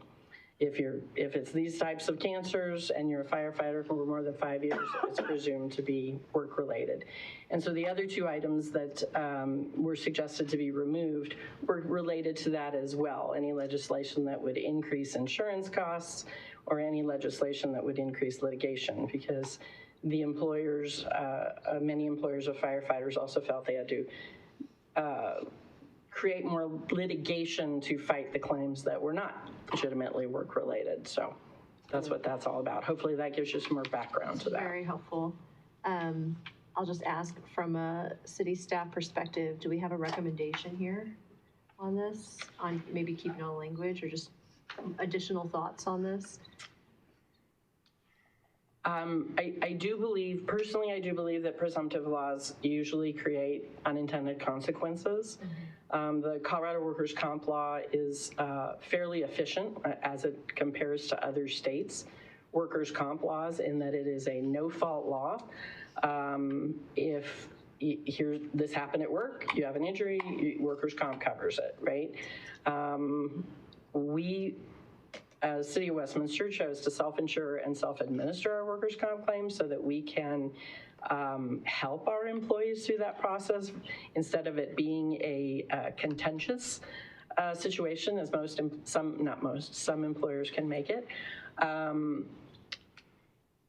So I personally don't support presumptive laws because it changes the whole purpose of the law, and that is to have lower insurance rates and decrease litigation. It causes both of those, if you ask me. It does the opposite effect of what it's trying to do. I feel that. Based on this, I'm going to recommend that I redact my changes and keep it what it was, keep it all the same, and keep the lines under it. I'm willing to take thoughts or feedback. On which one? On all three of the last Okay. 1, 2, 3. Yeah, because they're all related to the same thing. Okay. All of them are highlighted. Councilor Zadi? If they're all related to the same thing, then they should be in one bullet, because that final bullet is much more, the scope of that, by opposing legislation that promotes litigation, that's a lot. That could be assumed a lot more than the specific issue, right? So I agree with the specific issue, and we should just have that issue be one bullet, whatever attributes fit there. But I don't support opposing legislation that promotes litigation. I think it creates a just and fair system when you're able to litigate. So, Mayor Pro Tem Nurmela? If it would help, instead of combining everything into one, this all is under workers' compensation, but if that's still, if the broadness of that statement is still a concern, perhaps we can add for specific, like workers' comp, preemptive, whatever. You can just add some detail into the bullets as well. So whatever works, because I'm looking at the bullet right above it, and it seems kind of specific, and you wouldn't want to, pull all of these into a single bullet. Councilor Ireland? Just so I'm tracking, so that last bullet, per your suggestion, Mayor Pro Tem would read, opposes legislation that promotes workers' comp related litigation. Okay, Would that, thank you. Councilor Azadi, would that be helpful? wouldn't there be workers' comp related issues that are not presumptive eligibility related? That could come up. Could potentially be litigated, yes. Yeah, so I think it's more fair to be able to litigate a workers' comp issue. Goes beyond presumptive eligibility. It's not all related. It's all workers' comp, but that's my point, that that's too broad within the workers' comp bucket. I don't think we should be opposing legislation that promotes litigation for workers' comp. I think it's super important for employees, for whoever needs to do that, to litigate is really important. That's the problem. There's affordability issues. You can't afford it. You have to say that to your own children when you can't afford them. I'm not for the supports legislation to reduce the barriers for unionization either. Okay, we'll get to that in just a moment here. Let's finalize this last one. Mayor Pro Tem, I know you said to make it more specific. Are we against combining those bullets? As long as it makes sense, I think the staff might need to kind of move things around then. Wordsmith it. Can I give it a shot? So, make sure I get my glasses on so I can see. So, opposes legislation that creates presumptive eligibility coverage within the law, which may increase insurance premiums and or increase litigation. Is that where you're trying to go? You guys are specific to presumptive eligibility. Okay. Thank you. Anyone against that? I hear all positives. Thank you. Thank you. Okay. And so with respect to the first bullet, the only thing we would offer is obviously let you all consider that if that does move forward, staff would propose we move that to human resources section. So I'll let you all discuss it. Madam Mayor, I have maybe a Councilor Johnson? question. I don't know if the proper term is unionization. I think we might have to ask staff if establishing a collective bargaining agreement may be the more appropriate legislative language, and that may also not be perfect, but I don't think unionization is the way we talk about it in statute. So I would propose whatever change is appropriate to reflect how they do it with co-wins and all the other type of legislation. Thank you. I was trying to think of that term and could not on 3 hours sleep. Councilor Ireland. Well, whatever we call it, having a husband that's worked in a union situation and one that's not a union situation, in the union, it really hurts the young workers because the older workers have seniority. So whenever there's layoffs or whatever, the young people go first. They're not The older ones not necessarily the best workers either. It's whoever, it's not even who the best workers are. It's whoever has seniority. And so I'm not for it because it made where, well, they're almost bankrupt from the union. So it hurts companies, it hurts, unless there's a reason why you have a really bad situation where your work conditions are horrible. I don't see any reason for it. In our city, I can't see the work conditions are horrible. So I don't see any necessary, why it's necessary. Councilor Zadi? I just want to personally thank Mayor Carmelia for putting these 2 bullets in. I think it's super important.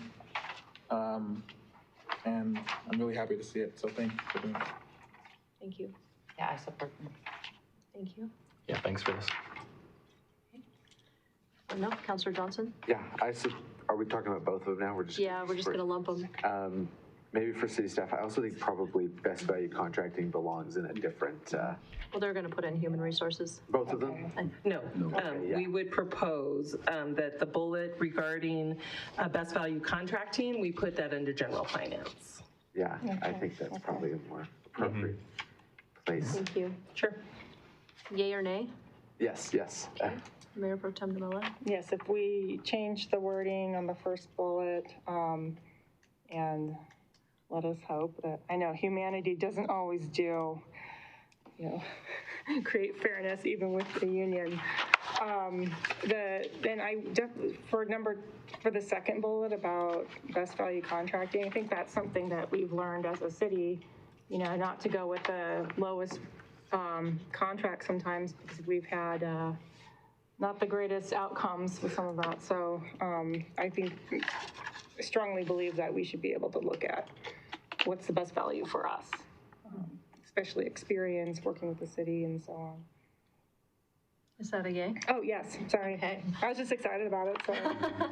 Thank you so much. Okay, Great, anything thank else you you. need? Just to let council know that we will, thank you for your feedback. We'll incorporate these changes and bring the document back for adoption by resolution next week. Lovely, thank you so much, Teresa. Thank you, you're welcome. Have a great night.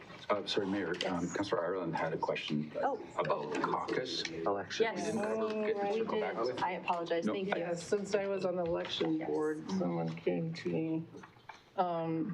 So the caucus situation in the state, they passed a law pretty much that you can sue whoever's running a caucus. So no one wants to run a caucus. Well, as a city, we don't run caucuses. No, we don't run caucuses, but it's affecting our elections. I think they're trying to force the hand to primaries. I don't know, but this is what they're doing. And so I know for certain that people do not want to run caucuses anymore because they could get sued for even checking people in, whatever they do. And so I guess the litigation is kind of crazy on caucusing right now.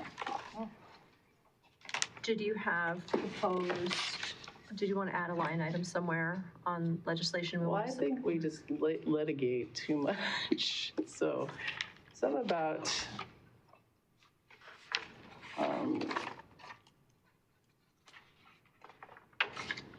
protecting those that run caucuses so they don't get litigated against.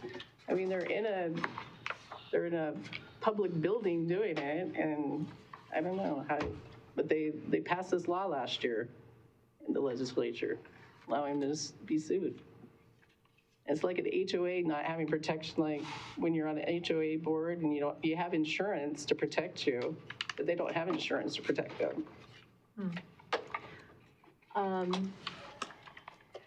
I'll say from my point of view, I would like more information. I feel like I don't know enough, and I want to be able to answer this one right here and now so that we're ready for our next round. So I guess I'm asking for a suggestion. Do we have a way of finding out exactly what that is, that bill that was passed, and what it does to people who run caucuses?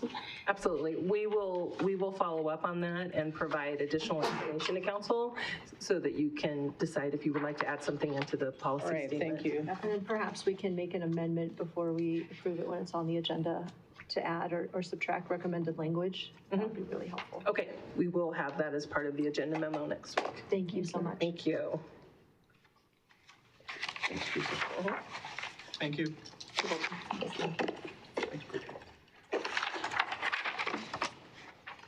Okay. Let's see. Folks, do we need a break? I feel like we're going to need a 5-minute. Do we want to do that before we move on? Mayor, if we could, Yes. I could ask council just to consider voting to start the exec session. You could then conclude the open portion of tonight's meeting, and that might be the perfect time for a break. Perfect. Thank you so much, Dave. Okay. Do we have reason for an executive session? Sounds like. So yes, there's an agendized title for council's consideration. It is for an executive session to review and discuss city facility security measures pursuant to Westminster Municipal Code 1113C6 and Colorado Revised Statute 246402 4D. Okay. Thank you so much. I will go around the room and ask for agreement to enter executive session. Obi, is that a yes? Amber, yes. Adam Barajas, yes. Christine Ireland, yes. Jack Johnson, yes. Sarah Normella, yes. Claire Carmelia, yes. All right. Thank you. Thanks, Mayor. And so if it pleases council, I would just suggest you could conclude the open portion of tonight's study session. Perfect. And that way the clerk can stop the live stream and then initiate a separate recording for the executive session. Excellent. Well, thank you so much. With there being no further business, the time is now 9:39, and the January 5th, 2026 study session for Westminster City Council is adjourned.